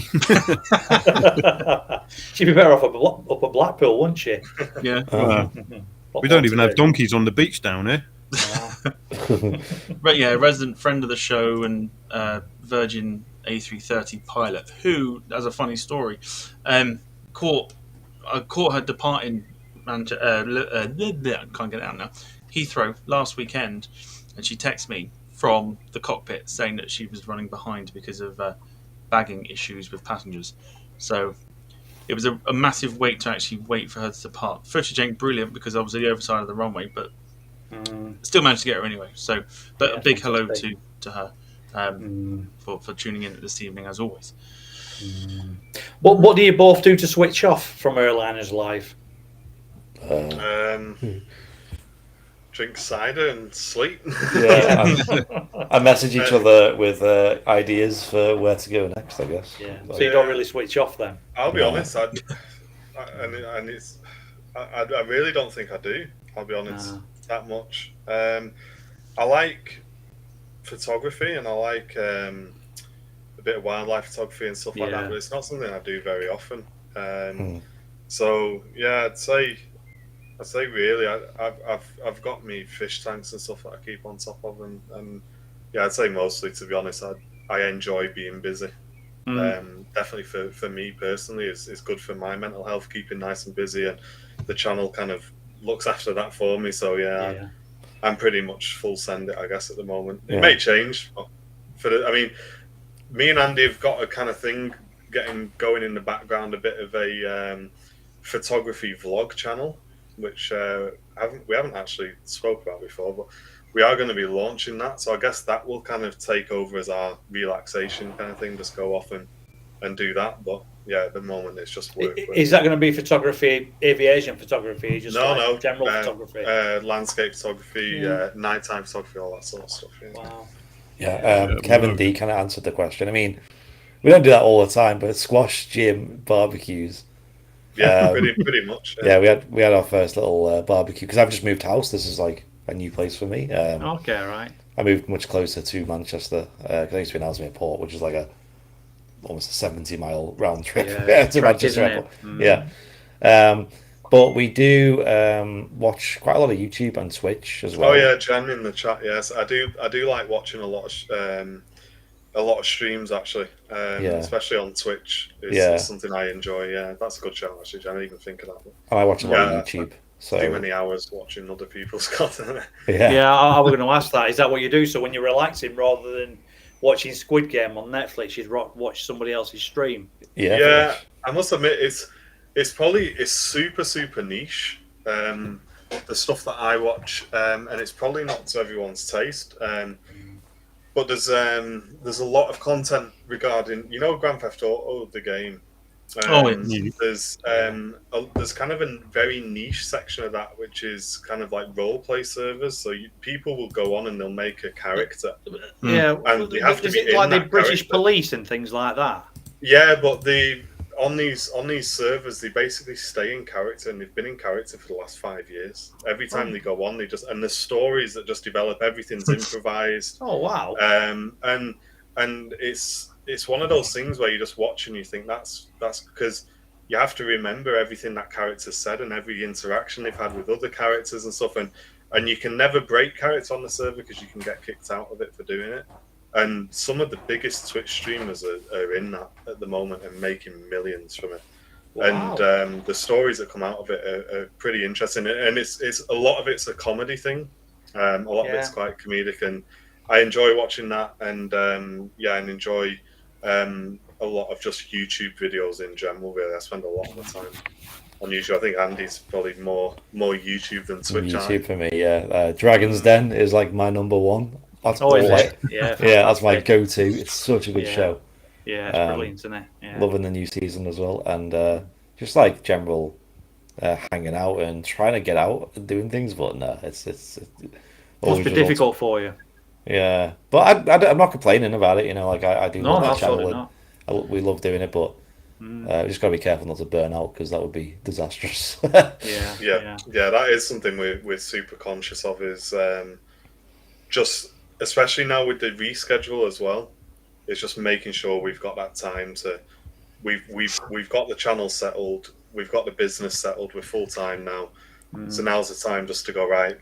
Let's just try and get a bit of a life back. Do you know what I mean? At some point, and at least try and have one day a week where we're doing something that's probably still photography, videography related, but just something a bit different, really. Yeah, just something different. But I think when you're doing your live streams as well, I think after the stresses of setting all your gear up in the morning and things like that, and once you know that everything's stable and it's running all right, I suppose it becomes more of a social for you as well because you've got that much interaction, haven't you? We've got the best job in the world for aviation guys. We we rock up, we get to put a show on, chat to the community. We're fortunate enough to have a great number of viewers, and then we go home, right? And that's our day at work done.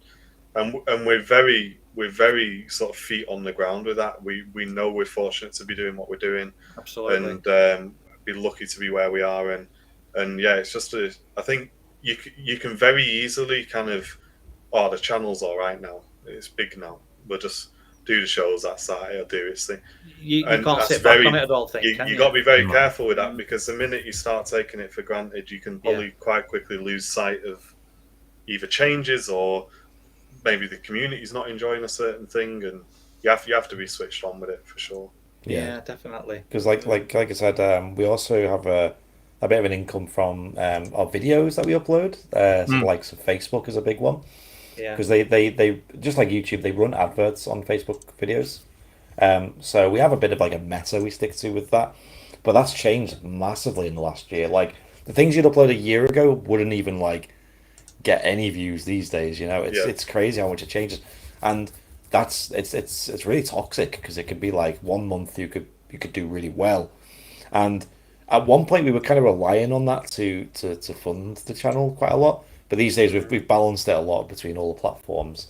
And it's so toxic. You've always got to be adapting and always just like being a bit brave with what you're trying and new things. Because like Martin said, if you just sit back and go, oh, I'm happy with how it is. Like I've got a nice life, which obviously we're very blessed to have, like, you know, roof over our house, our head, and, you know, a nice meal on the table. But if you just get too comfy, then 2-3 months time you could be really struggling. Yeah, and social media is so volatile in the way that it distributes content. Yeah. And it's something which, like say, a lot of people say, oh, you only live 2 days a week. What are you doing for the other days of the week? And honestly, the amount of research and the amount of testing that me and Andy do, and Andy takes on a huge amount of that as well, is all just trying to keep up to date with the latest changes, because social media they want people engaged on the platform, and they're constantly adapting the way that their platforms work to try and optimize that. And as a creator, you've got to keep fitting into them different boxes. Every time something that worked last week doesn't work this week, because they've gone, oh, well, that didn't work too well, so we'll swap that. And we're like, well, hold on, we just made a load of content based on that, and now we've got to change it all. And there's so much work that goes in behind the scenes just to keep eyes on your content. It's unbelievable. It's infuriating sometimes. A huge amount of time. Yeah, I think you must be getting something right to be able to. I mean, how long has it been now, Martin? 5 years or something? You've been doing Manchester Airport. To be able to go to Manchester Airport twice a week, every week, and still make it look fresh, and still that's the thing. And I've never really got my head around that. With the viewer, is people. The same people tune in every week, and they love the show every week. And sometimes I think, well, why is that? Is it the way me and Andy present? Is it they just love seeing the aircraft? Because obviously we're live at the same time, and that's partly why we switched over to Wednesday, because I thought, well, we'll see some different traffic and some different movements. But I guess it doesn't seem to matter what we do at Manchester, which is really cool, because it kind of leans towards, well, maybe it's the presenting style or the quality of the content, but yeah, it's not something we've totally got our head around, and I don't think we ever will really. But yeah, Manchester, we are cautious not to overdo it, which I think would be very easy to do. Like, we could have gone full time and just streamed every day of the week, and could have got boring not only for viewers but for us as well, right? Very quickly. I know the likes of LA Flights just put an absolute graft in. They stream for 12 hours a day. And fair play to them. They've done what we did in 5 years in 1 year. Yeah, and apparently their commute to the airport is not small. Apparently as well. It's about 2 hours each way. Apparently. 2 hours each way they go. Like, I've heard that from them themselves. And they're absolutely smashing it. But that's not the way we want to do it at Manchester. We like to keep the shows fresh, keep them moving, and the minute where it gets to the point where it's starting to drop off a bit, wrap it and get people wanting more, because you want to leave people wanting to come back rather than getting bored and leaving, and then that's absolutely the last impression, right? Manchester Airport, you could properly drag it out. You could be like, "There's another EasyJet, there's another Ryanair." Absolutely, what's the point? Like, You know, I think what you were doing though, Andy, where you're doing the early morning shows, and you, like you said, Martin, before as well, you were going to do the evening shows. I think the variety and just, I mean, I'm a massive fan of evening shows, no matter where it is. I know Speedbird TV do London City on a Friday, and I think it's Earthshore World do East Midlands a lot during summer months. During summer, and I think just doing that just them couple of hours before it starts going dark, I think it's something magical about that. It's definitely on the cards for that south side 100%. We're really looking forward to that as well. So. Yeah, right now in Manchester, the evening there's not a lot going on. Is a problem. It's just like narrow bodies. It's just like you might see a 2E76, you might see a random chart of wide body.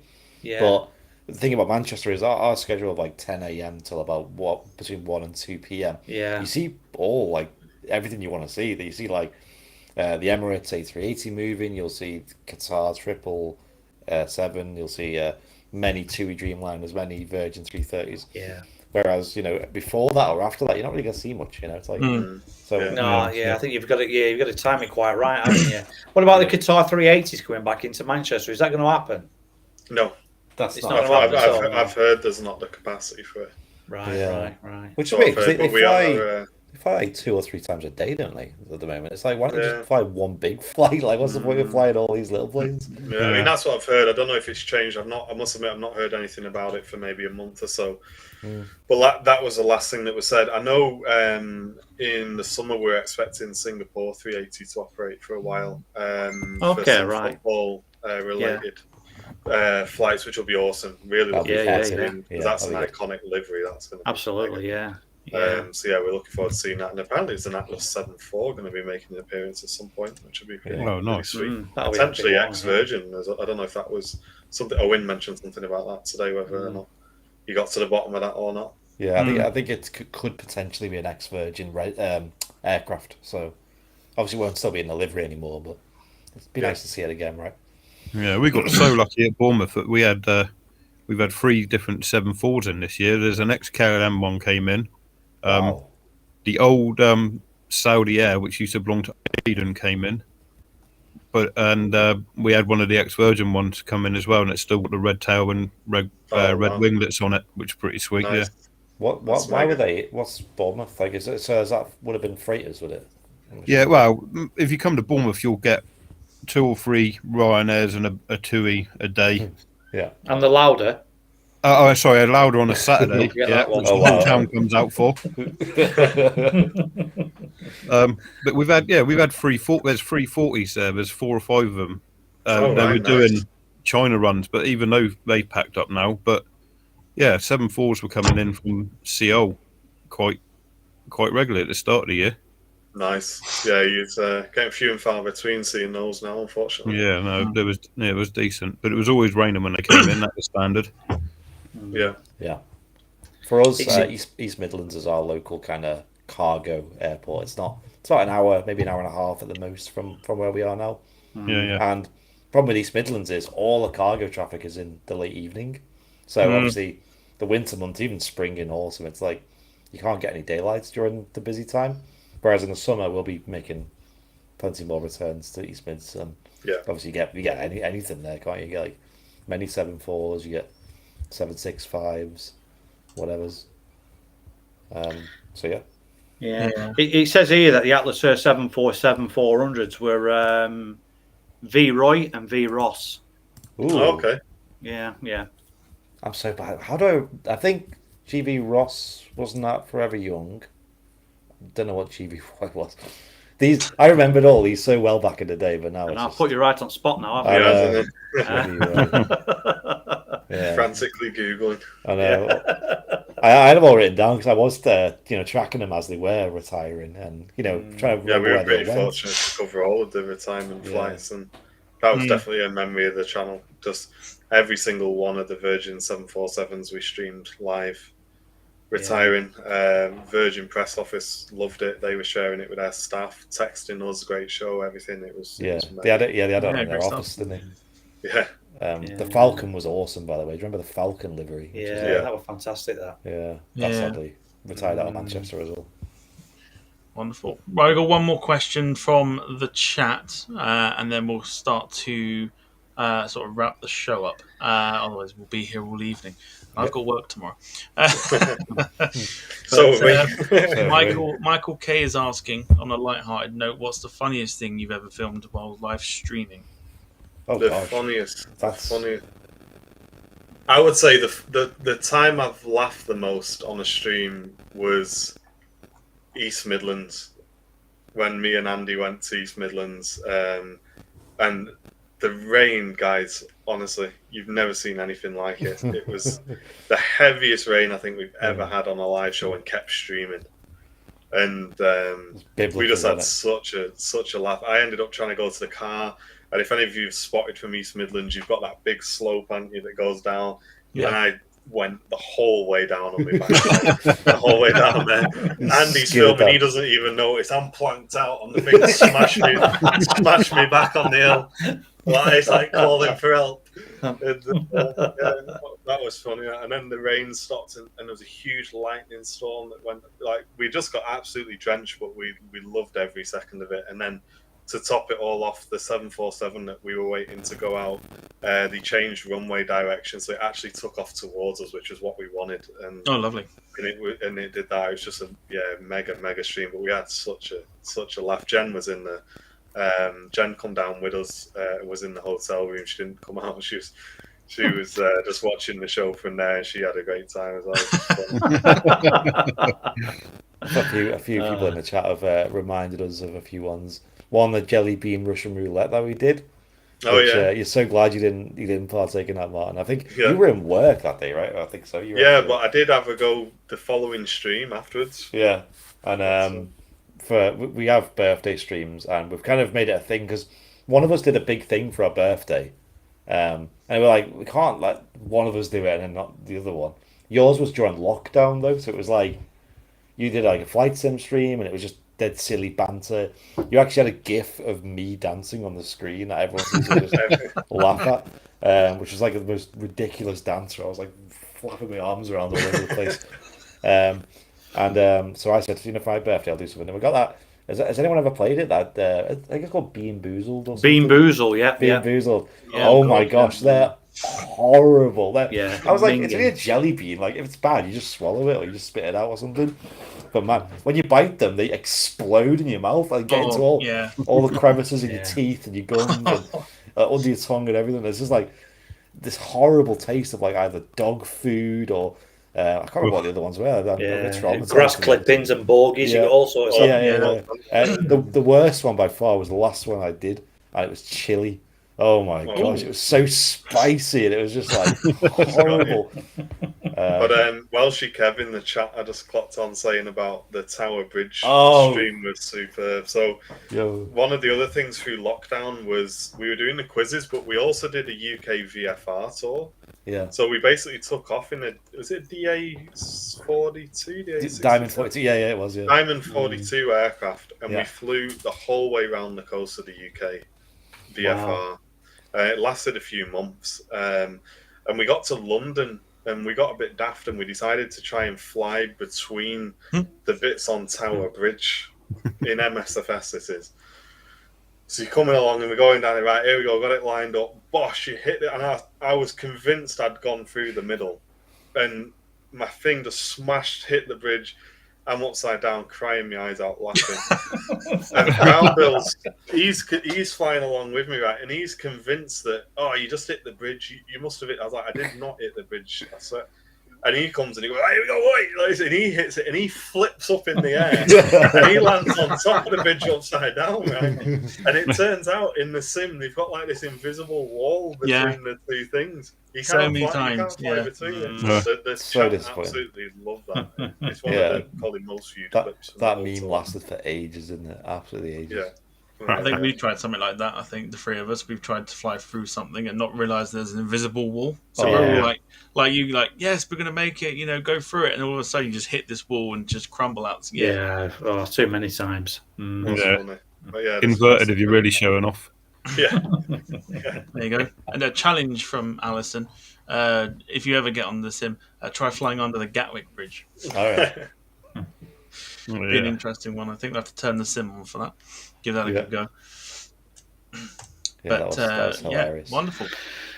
Right.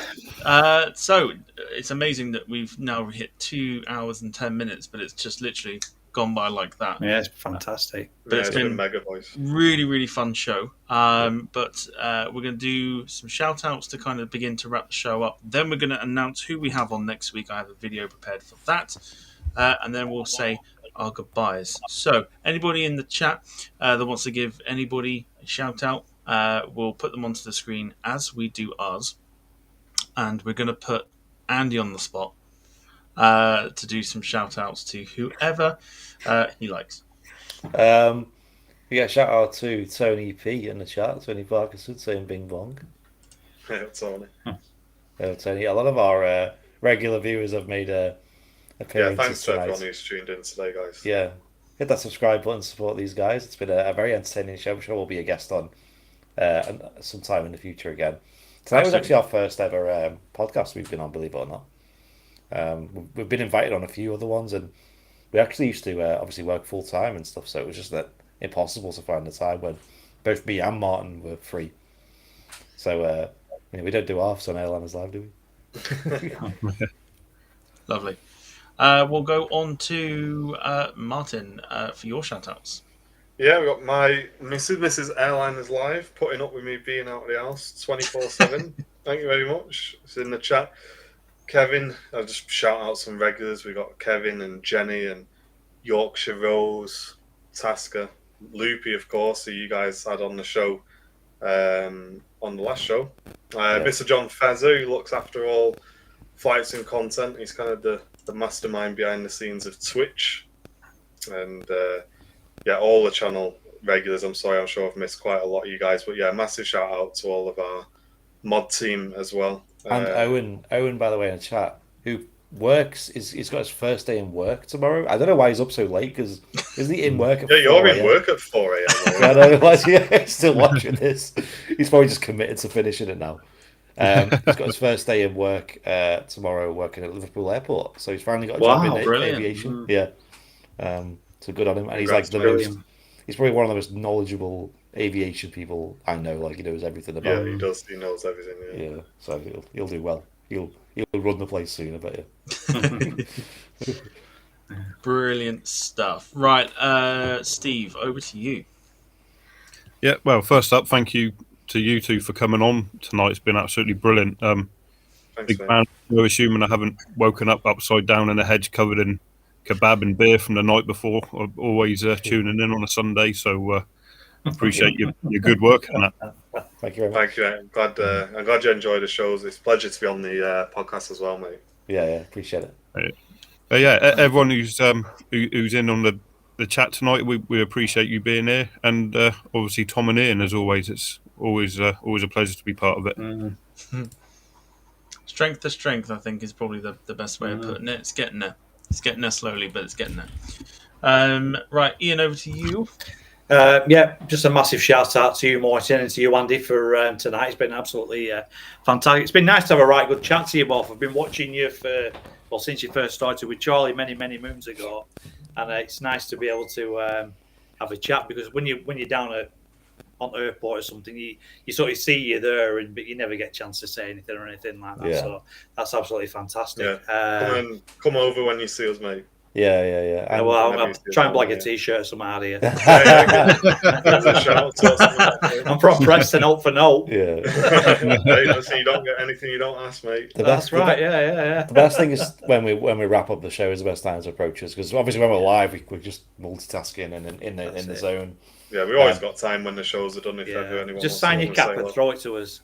Listen, that's one thing we've said. We're not going to be signing no merchandise. We're not. I want Andy's rare bands. I want him to sign all the side of the rare bands. Primark special one, I think. I was going to wear them tonight, but I think that was overkill, to be honest. It's a bit much, isn't it? No one's ever seen his face. I think it's like face reveal, isn't it? Face reveal. Eye reveal. Excellent. Yeah. So brilliant. Massive shout out to you two, to you, Tom, and to you, Steve, as well, and to everybody who's been in chat tonight. There's been hundreds of comments, and I've been trying to read them, and just couldn't keep up, to be quite honest. So done well, yeah. Yeah, it's been really good. I'm glad Done it's been a busy one for you boys. Yeah, it's been Definitely been a busy one. fantastic. Can I just quickly shout out little Dakota as well, who's actually watching from the other room? Oh yeah. Little 2-year-old who was with us today, just watching from the mound. And Big wave, everybody. Big wave. Yeah. Big hello, wave. Dakota. Brilliant. Wonderful. Right, just a couple shout outs that I'll give, and then we'll get on to who we've got next week. So, firstly, to echo what we've already said, shout out to you, obviously, Martin and Andy, for dedicating some time for us this evening. Yeah. Keep up the fantastic work that you do, whether it's regular shows and charity shows.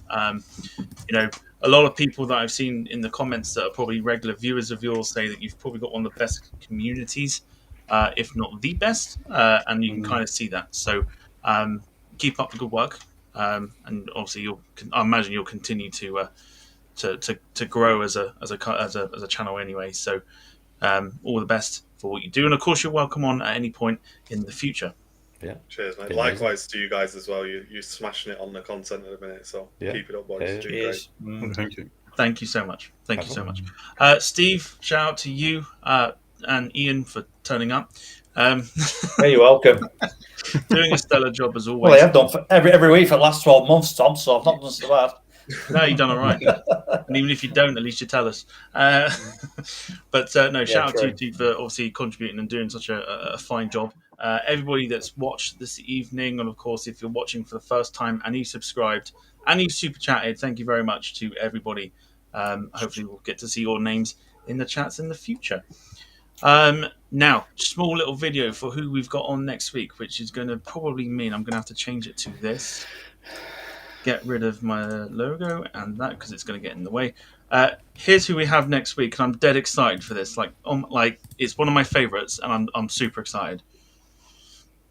You can already tell the name. Let's go for it.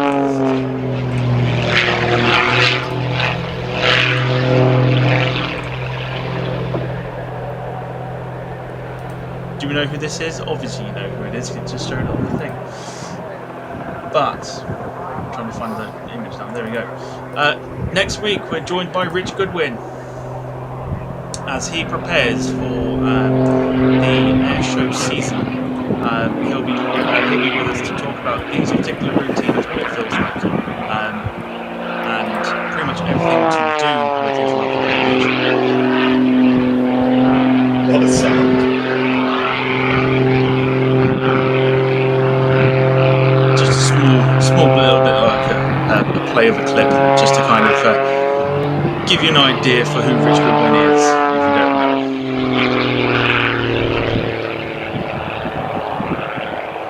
Yeah, you ain't getting me on that task. Have you ever messed about with one of them on the flight sim? Yeah, they're nuts, aren't they? Horrible. A nightmare they are, aren't they? Oh, just a bit. Whoever filmed that did a good job planning it though and tracking it. Oh, yeah. Kept it in frame It's the whole time. very difficult because Yeah. I filmed him. One of my first videos I made was actually Yeovilton 2018, and trying to keep up with him was quite tricky. So well done to whoever did that, and anybody that actually has a really good video of him. So Rich Goodwin will join us next week for a chat, and as I say, he's preparing for the airshow season, which begins at the end of this month. So he'll be telling us all about that. Wonderful. All right, so no need to kind of give out sort of the handles and stuff, but if you two, I'm going to point down, Martin and Andy, if you'd like to kind of just give yourselves a little plug as to why people should follow you, etc., etc. Yeah, any new viewers who may be learning about us today, check us out on YouTube. We're live from Manchester every Wednesday and Sunday, 10 a.m. Vancouver Thursdays, and Flight Sims now on Mondays at 7 p.m. as well. And obviously check us out on Instagram. It's probably our most active platform, I'd say. Yeah, we actually reply to messages on there. And emails, of course. Easily found, of course, as we run through our own social medias. We put them up on the screen for anybody that wants to follow us. Like I said at the beginning, we're on Twitter. We are on Facebook as well if you want to give us a like. If you want to see any old photos from years gone by, plus recent ones, I post them onto Instagram on the channel's page. Not only that, Steve has his own if you want to give Steve a follow. And Ian has one too. I'll do that now. Give me a moment. If you wish to give them a follow. I'm also available on Tinder.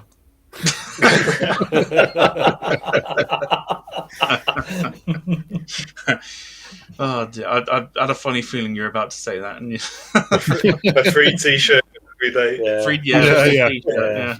Yeah. Big plug stay. I'll even wear it to the... Yeah. Goodness me. Right. So we're going to say our goodbyes, but we're here next Sunday, 7:30 p.m. For the show with Rich Goodwin. So we are going to go in order of how we've just done shout outs. So Andy, if you'd like to say goodbye to those still watching. See you guys soon. Short, sharp, lovely job. That's how we are. That's how we are in the RVP, trying to beat that flow of traffic going on. Right, that's see you later. Bye. Cheers. Wonderful. Let's go. Ian next on this one. Right, yeah, we'll see you all next week. And just a quick shout out to my daughter Tian, who sat at the other side of the room. She did comment a few times, but I didn't get a chance to read the comments out.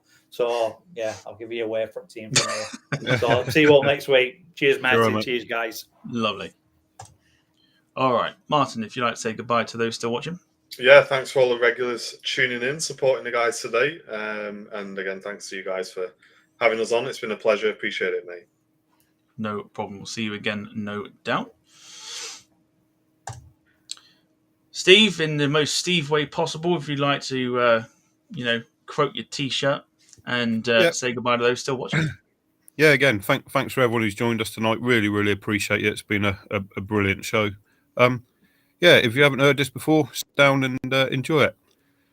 All right then, cheerio, my lovelies. Stay safe, stay sexy, and until next time, take care. All right, cheerio now.